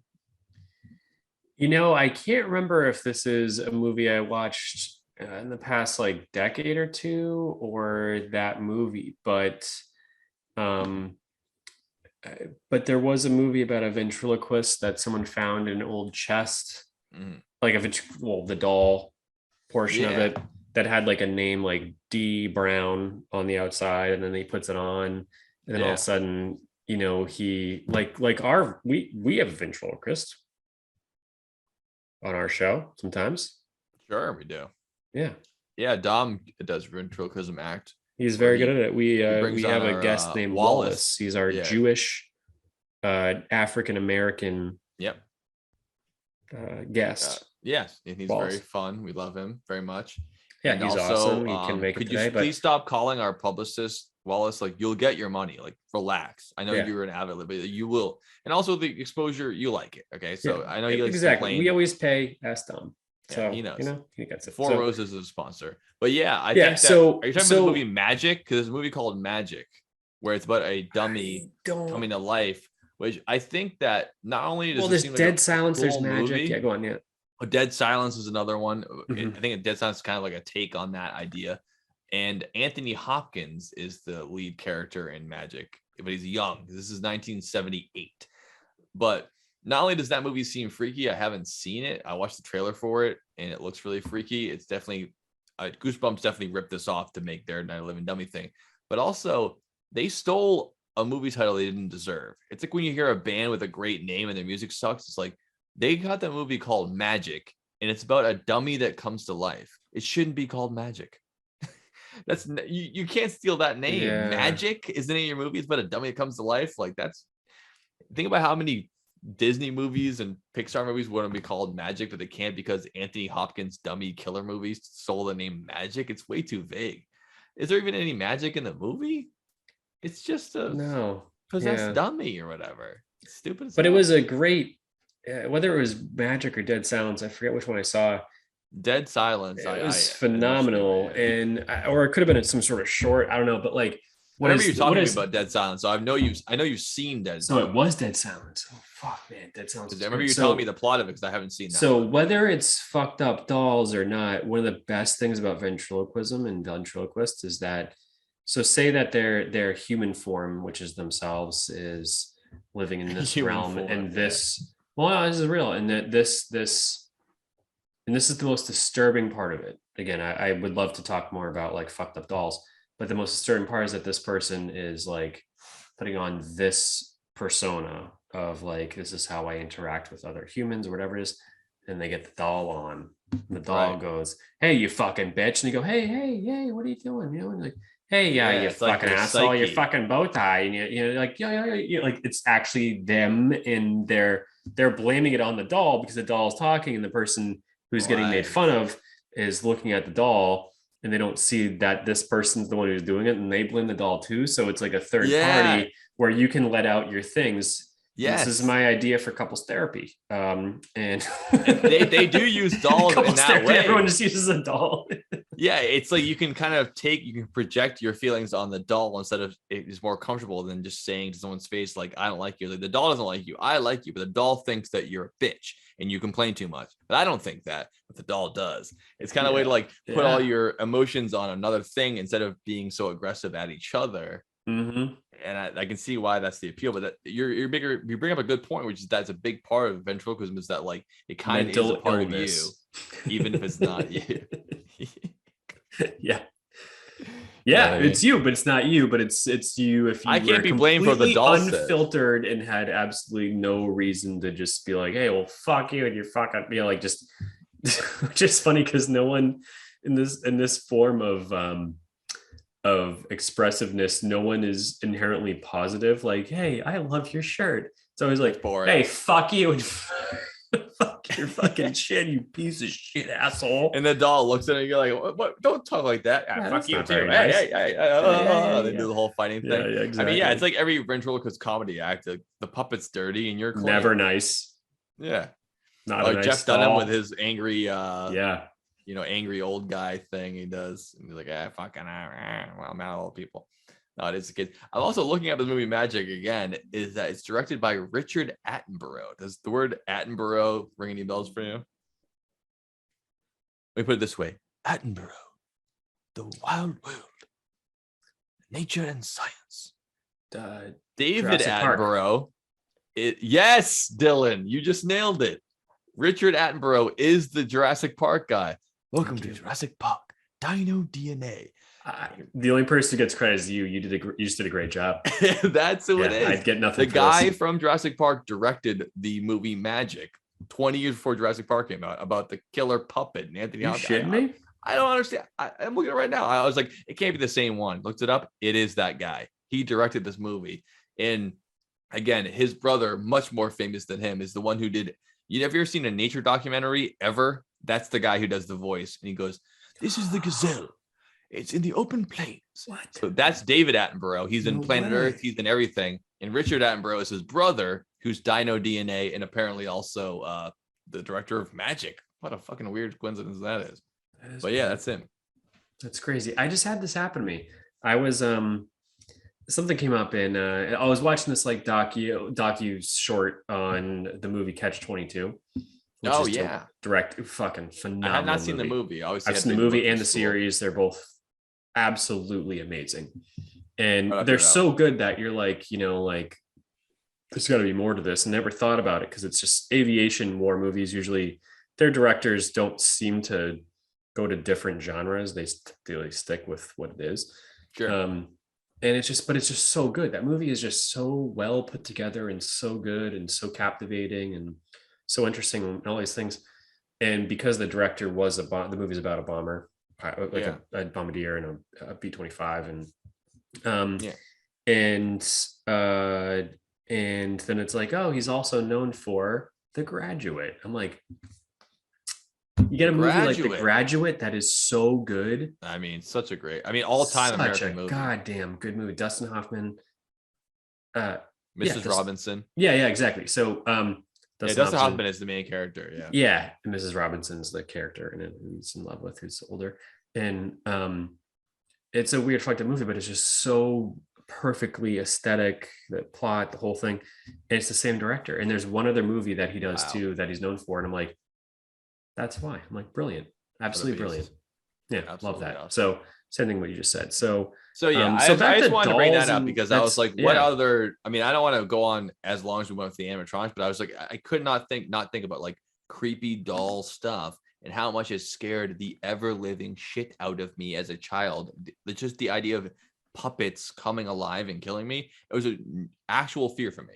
Seeing dolls in the nighttime, it was as scary as like a ghost or a demon or whatever. I was like, I would walk down in my grandparents' house and my grandmother had a glass cabinet full of like 30 or so dolls, porcelain dolls, all posed with the little dresses and stuff. Mm-hmm. And I would run by it to get water. Mm-hmm. If I needed water when I go to bed, I would run. It's nothing like that feeling. Because I'd be like, it's so fucking scary just to even walk by the cabinet, just look at them and be like, those things are going to open up the cabinet, the little glass girl dolls, they're going to come up and they're going to kill me. And I'm going to scream and scream and scream.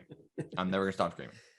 Oh God, it's so scary. Terrifying, dude. You can ask Shay. He was there too. We would run by together, be like, "Oh, the fucking dolls! Oh God, that's fucking terrifying, dude." My first girlfriend in the history of Earth, I used to buy every like birthday or Christmas, and from pre-K to second grade, I bought her, or my mom and dad bought her a porcelain doll. Just I don't know where the fuck that freak ass shit came from. Shout out. Same thing for Courtney. my cousins having. Shout out Courtney. You've been Courtney, on the Joe. You met times Courtney now. one time, yeah. What the fuck was like? Why? So what freaky. The fuck? No, but also like what the Amanda fuck? On my and end of Angela, things, like, cousins would dude, have is this American how you pick Girl up dolls? chicks, dude? Like, is this how you get girls? You buy them porcelain dolls? Well, like, what are my parents teaching me about? Like, there is no game girls for 8-year-olds. They don't have games. You're wrong. You're wrong. It's always trying, dude. The game started the day I went to school. 2, you know what I mean by game? It's like charisma. Like I'm not saying there's no game to be played. Game is like if you can like game. Talk shit. Like you got game or you don't got game. I don't think you started have game young as an 8-year-old. I know, but I started young. I started the kids who have game as an 8-year-olds end up in prison when they're 14 because they got too much too fast. Well, I didn't learn anything from my negative experiences. I just kept doing the same thing wrong for 30 years. So that's that's the opposite of having game. So I didn't end up in jail. But I was buying my girlfriend in pre-K, kindergarten, first grade, second grade, porcelain dolls. Yeah. And giving them to her, and her parents let this happen. And my parents obviously pay for this. Yeah. And those I'd say your probably parents are more cheap, to blame like American than her Girl parents. dolls made of porcelain. Because she collected them. So what fucking freak ass second grader collects with their little black marble eyes and the little teeth and the hair? It's so disgusting. The little hair. Like, what is that? It's so strange. I think that really is a big part of why I hate false hair. My mom was like my age then. Like she was in her 30s when I was. She was like doing this. Like what the hell? I think she was just trying to support you being in love and stuff or whatever. I know, but like porcelain doll.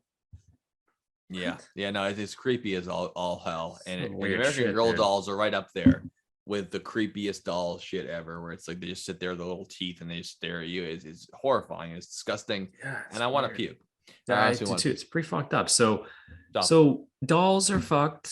Ventriloquist dolls are also fucked up, and animatronics are fucked up. Oh, let me double back before we get into porcelain dolls. I had to tell a story about when we watched Night of the Living Dummy. Just for the podcast listeners, you've heard this 110 times. You were there. Is that during my birthday party, I thought it'd be fun for us all to watch the scary Goosebumps movie together, as we do. And we all got together. We all watched the movie. And about half hour in, Billy Rundlet started crying. And he ran to my mom. And then my mom called his mom. And we didn't even finish the movie. We had to pause it. And then Billy's mom had to pick him up and go home because he was so scared of the Night of the Living Dummy movie. People don't forget. I'll never forget. you're still a bitch. Just kidding, Billy. I'm sure you're good shit now, but I mean, come on. That's so funny that you're running home for that shit. And the fact that I was scared of it too. It's one of the few moments in my childhood where I was like, I'm not that scared. Like I was so scared of that movie that even if I saw a doll, I'd be terrified. But I still wasn't going to go home for a fucking sleepover just because of that. Jesus Christ. Yeah, we all talked it out. It was scary stuff. And we all did. We have a good, good old boys kind of be like, we're not scared like he is. And then we probably all sat there and just were terrified for the next hour of watching the movie. We weren't scared enough to go home. Yeah, I still can't sleep at night half the time. It's all good. I had to double back on that one, but please go ahead. So to go ahead, haunted animatronics, they're out there, but haunted dolls, there are 6 actually seriously documented haunted dolls. Are they all by the Warrens or just the one that they happen to already have in their possession? That's my favorite Warren story. Yeah, the Warrens, they go, we're paranormal investigators. And then 5 years later, they go, oh, also our doll we have in our house is actually possessed and it's evil. And its name's Annabelle. And we've had it this whole time, but because we're psychic, we just figured this out. Another cash grab by the Warrens. Yes. Annabelle. Yeah. Oh my God. Did we ever talk about them before? I feel like we must have. Because we have on the podcast. I always rail against them. Yep. And that's why we were actually talking about Annabelle before. We did. I've had this before. Yeah. But that's one of the dolls I thought of. What is a creepy haunted doll? Annabelle, probably one of the most successful doll movies ever made financially. Yeah. But another great fabrication by the Charlatan Warrens, who are a couple of fucking money stealing Warren. We talked about them very early on, almost 2 years ago. Yes, and they're coming back again now for spooky season. Yeah, we sure have. They do come up. And I went on a date before my current wife with another chick to go see Annabelle, and that was a funny time. Oh, so you saw it in the theaters? I saw Annabelle in theaters in like 2014. That one.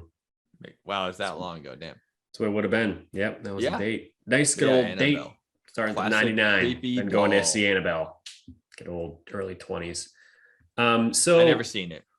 It was it's fine. So it's not. I have a different taste in movies, but.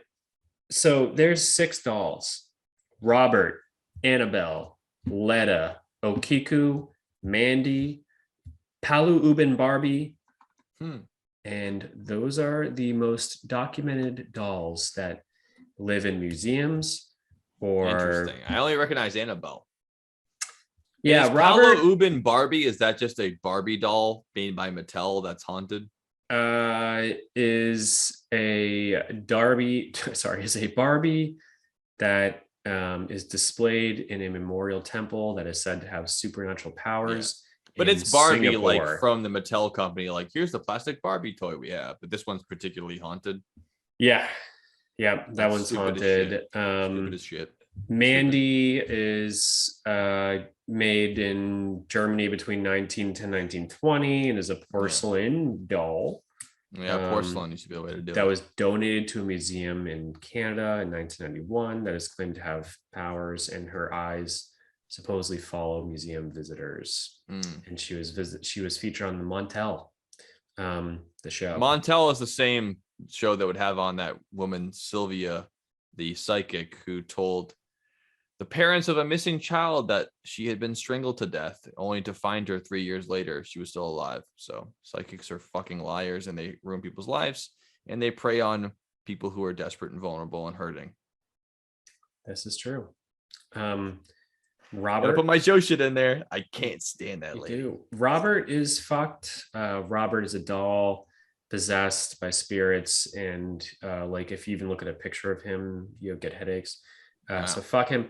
But the most interesting one is Okiku, and you don't fuck with Japanese folklore. There's one thing. Oh, this is a Japanese puppet. Yeah, the other ones, the American ones, are all just fucking jerking it. Yeah. And Okiku, with like the Japanese suicide forest and like their folklore is a little more believable than the rest of ours because for the Japanese, huh?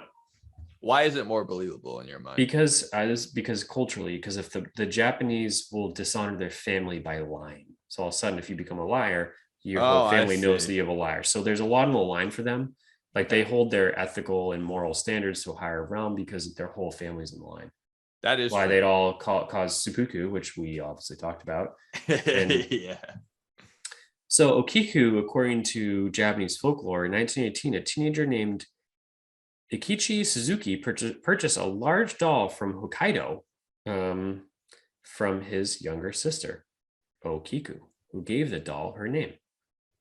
When Okiku died, her family came to believe that Okiku's spirit was inhabiting the doll, and the hair on the doll was growing.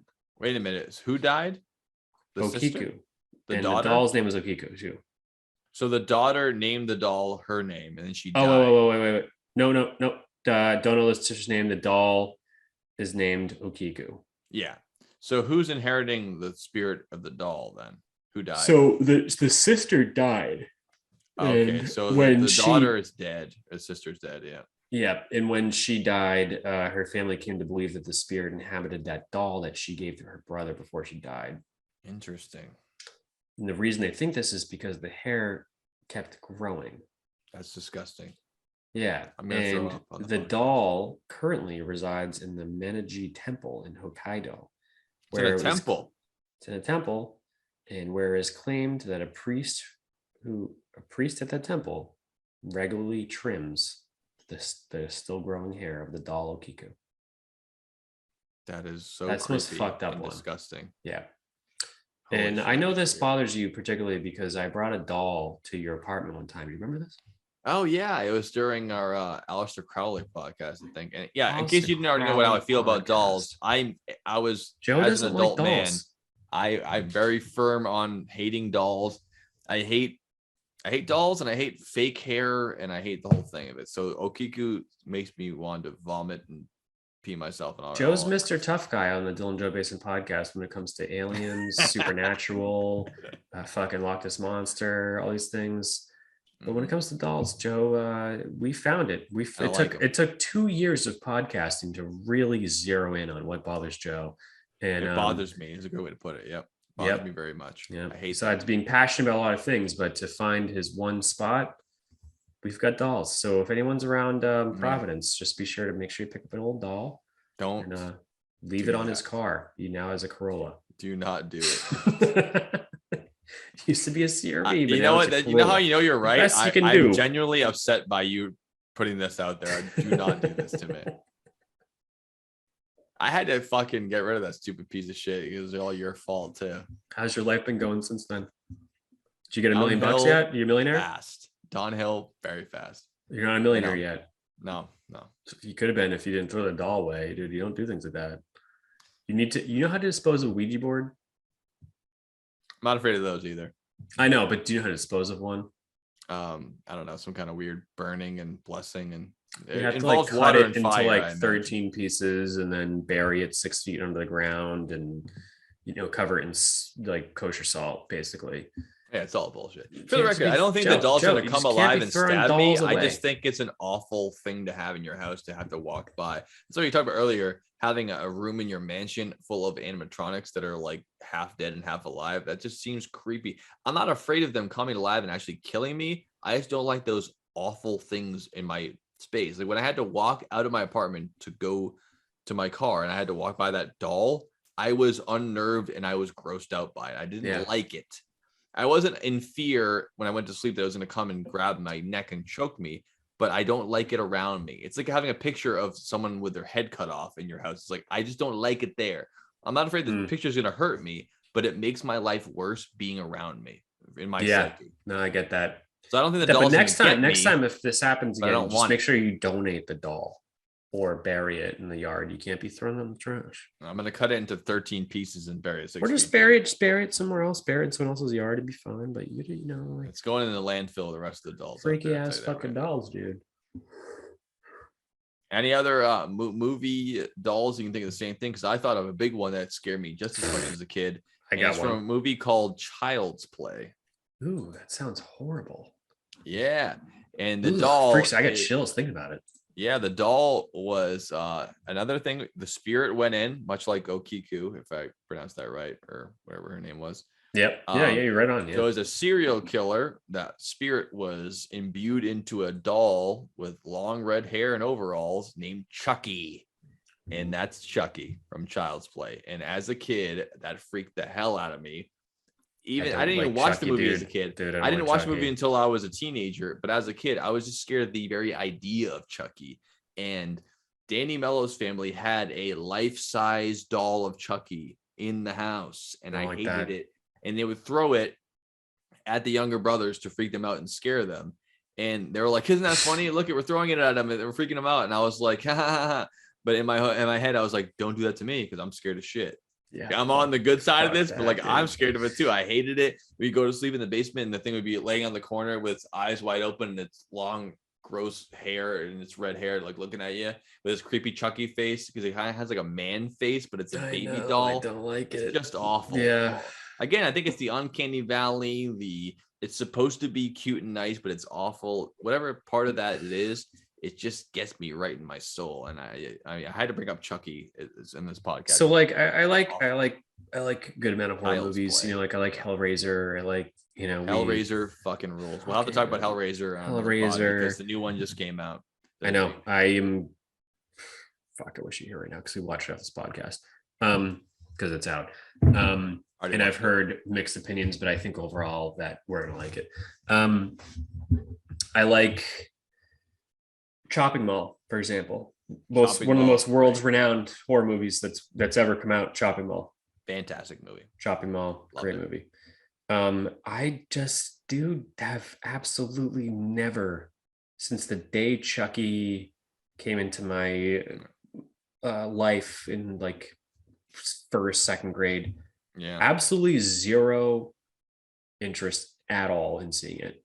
Same here. Any of the Chuckies, and there's a current series going to season 2. Chucky's on right now. Like, I got nothing, dude. I'm like not doing. I'm like no. Well, and also it's like Rambo, where the first movie is called First Blood, and it's called Rambo 2, Rambo 3. It's called Child's Play, and then Chucky, Bride of Chucky, Chucky Chucks again. Yeah. That's why it's weird. Like the first one's not called Chucky, it's called Child's Play. Fuck that, dude. It's like there's just something about it. There's just something about it I just don't like. Like, there's a movie called Trick or Treat. And I've heard of that. I have not seen it though. I've seen it like 2 or 3 times, and I hate it every single time. I fucking hate this movie for so many reasons. And a lot of people on this podcast probably listen to this going, "Oh, I love that movie," because a lot of horror movie. This is a big hit in the horror movie purists. They fucking love Trick or Treat. People love it's almost like a scary movie. No, it's not. It's not a doll movie. It's almost a scary movie for horror movies. Like it's a little bit of satire, but it's just, dude, it's just not. And there's multiple scenes that are genuinely bother me, and then one of them is just awful, and it just shouldn't even be in the movie. Like it's just so dumb. But like another one is this part of it is this little being that has a knife, like a Michael Myers knife, like that type of knife, who they all of a sudden someone's there and just like cuts them, so they're just cut now. Like one of those little dolls, and I'm like, dude, I don't like that. Isn't that what the original like Creep? Is that? Am I thinking the right thing? Creep Show, or is it not that? It's a movie about little toys that come alive, and they're like creepy puppets that come and kill people. But it's called like the Creepies or something like that. It's not Creep Show, because Creep Show is more of like a crypt-based thing turned into. Yeah, that's cool. But it's called like the Creepies or something like that. Yeah, something. I don't like that shit. I don't like those little fucking things, like the gingerbread man with a knife who stabs you. Like I don't like any. The ginger dead man, you mean? Ginger dead man is that what it is? Oh, we saw the ginger dead man push at the crust. Yeah, so I'm thinking of exactly. Comes alive and he stabs you. Yeah, he's got a little like the same Michael Myers knife, like that very specific one. I don't like that. Anyway, so like moving on. Fuck Chucky, dude. Chucky sucks. Yeah, I hate it. I don't think it's funny. Like I just think it's just like, ugh, I just don't fucking like it.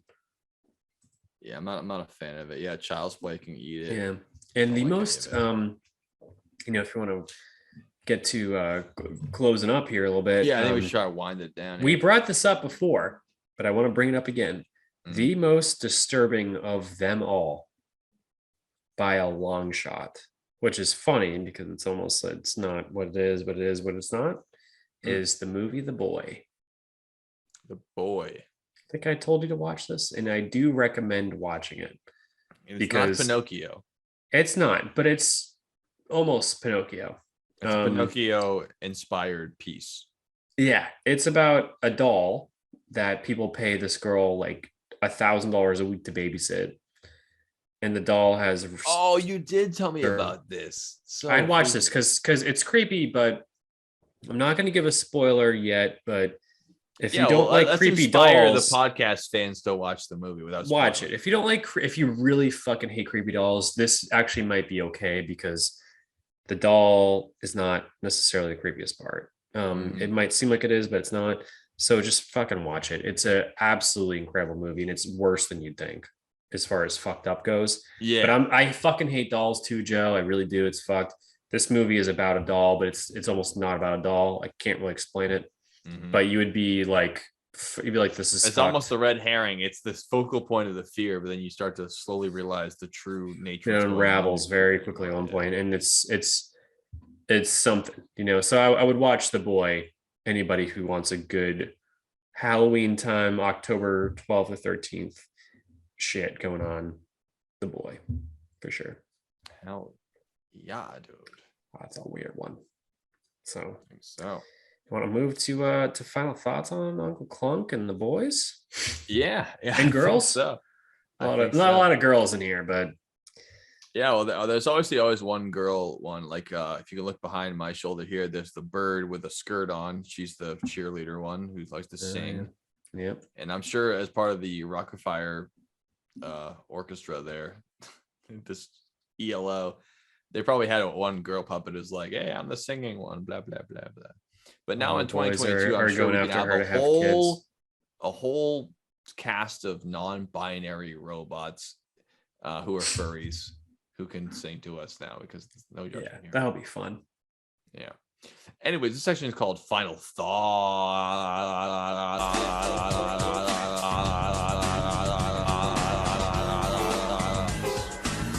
Dylan, you want to go first? Yeah, our final thoughts.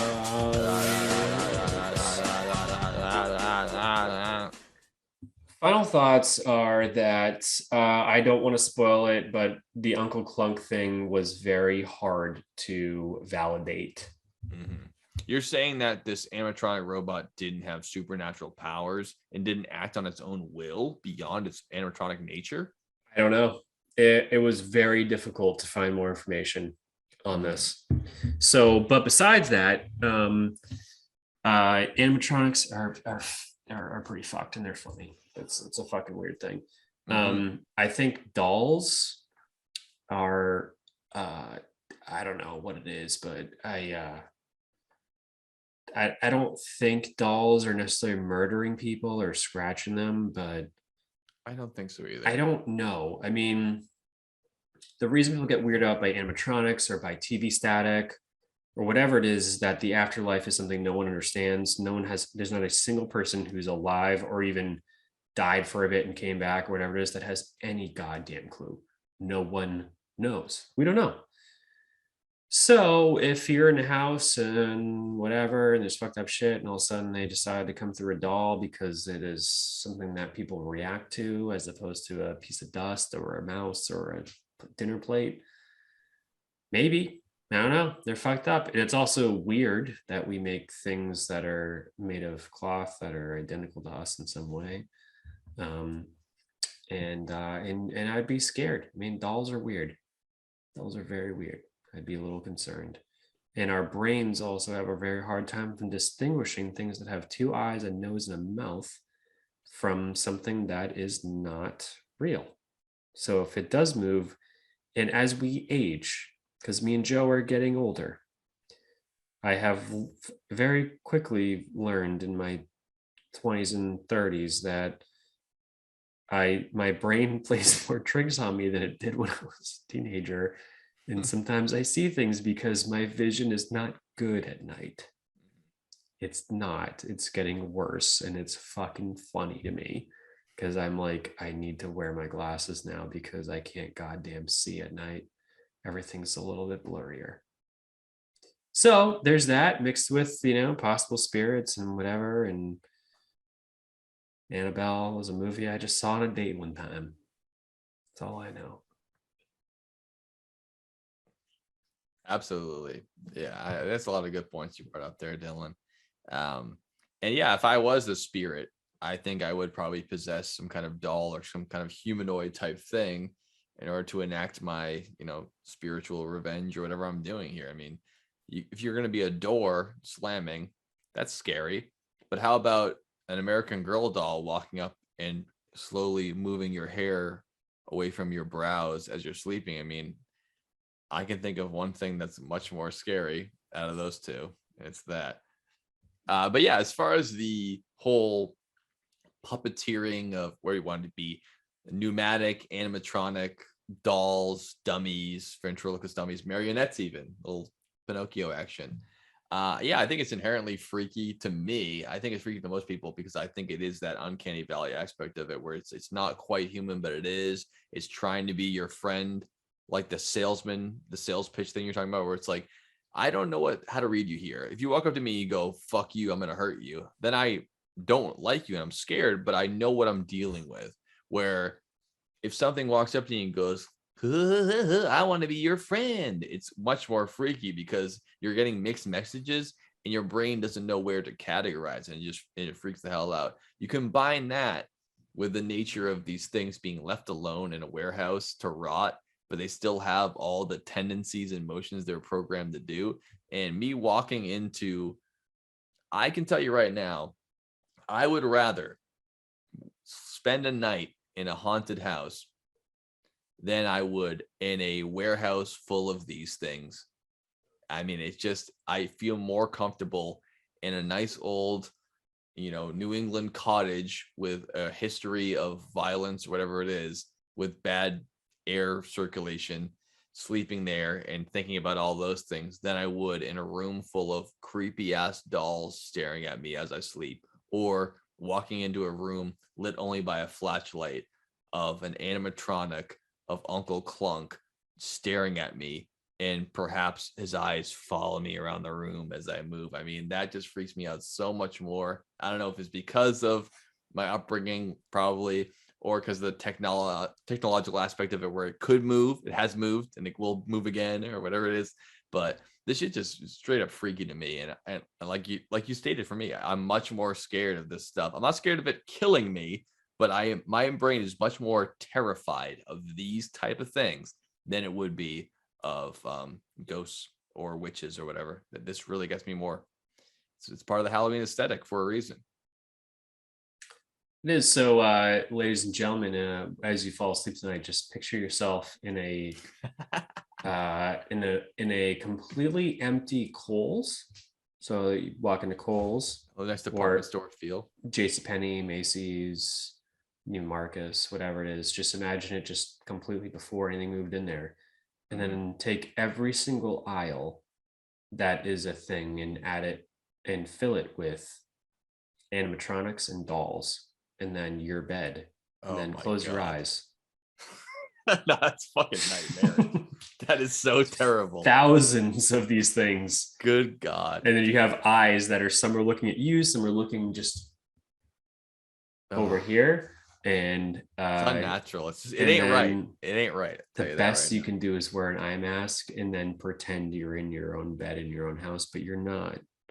You're in an abandoned Macy's full of dolls and Uncle Clunks and Chuck E. Cheese's who are just there, and it's going to be really rough. It's going to be a rough night. See if you get any sleep. It's going to be real tough. So let us know how it goes. I hope that maybe one day we can provide this experience for you. People are going into other things like, oh, let me go to a haunted house and whatever. It's like, we got one for you. It's a lot worse. Like, you want to actually be scared, not by a guy with a chainsaw that has no blade on it. Yeah. Who hits your fucking, hay bale ride. You're right. No, you get to go to bed tonight in a Macy's full of dolls. I know what I'd choose. It's not the doll one. I know, but we're gonna charge you $500 for it, and you're gonna be one of 4 people in that place. And let's see how this goes. Fucking terrifying. Just saying, that's the OG experience. That is take it for real. So hell yeah. That's it. So fucked animatronics from the Dylan Joe Basin podcast and other dolls. Probably what this is gonna be called, maybe, possibly. And I'll try the title later, but yeah. That's a good one. And we'll see you guys next week for our first female fucking guest. We cannot wait to share this with you. Our second biggest fan after Chris, maybe in contention for biggest fan, but she's a great supporter. She's building a website, which will be up next week after we talk to her for sure. We're going to nail it down.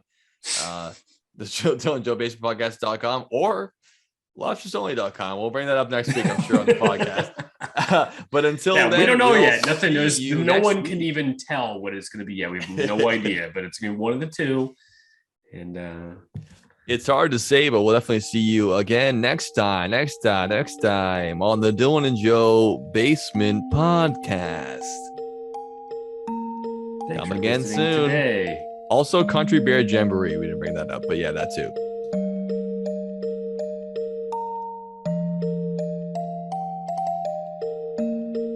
God, fucking Jesus, dude. Imagine this. Imagine Jimmy Neutron, Carl, thin, annoying. I can see that. Yeah, the Carl. Carl, for those of you who don't know, Carl was like the fat, like redheaded.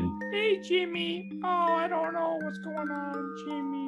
Literally, that's him. I mean, there's no difference at all. Joe nailed it. But you're still stuck here too, you fucking pizza drummer. You're just like me. I said I'd be here at 6:30 on the dot. You didn't even turn on before this happened. Yeah. Sorry. I'm just lashing out to you. Oh no! Wait, I'll make the pizza. Even though you're a chef, you never get it behind your drum set. Yeah, exactly. You like this? Like all of a sudden, if you went to another planet and they go, "Here, the cigarette. You like this?" and you're like, this is awful. Nah, it's like when you see a dog, you give it a bone, But they think, what's the human bone equivalent? Ventriloquism, it's speaking for you. This is Joe's 30th birthday party, by the way. Yeah, it just happened. I moved into a new house. I had my boys over to have a little sleepover. We're watching a movie together. Get scared. Watching Goosebumps. Yes.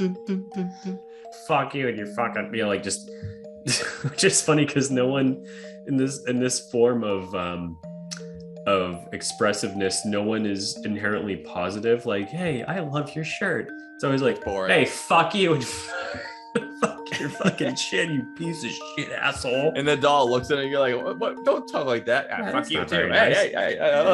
They do the whole fighting thing. Yeah, exactly. I mean, yeah, it's like every ventriloquist comedy act. Like, the puppet's dirty and you're clean. Never nice. And you brought up the idea of Uncle.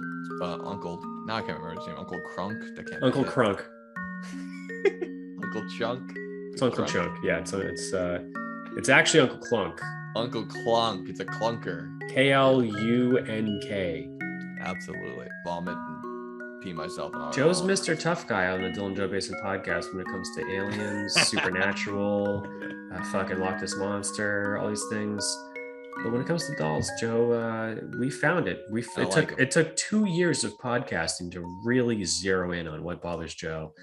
This thing sucks. I'm terrified. Fuck this. I'm done.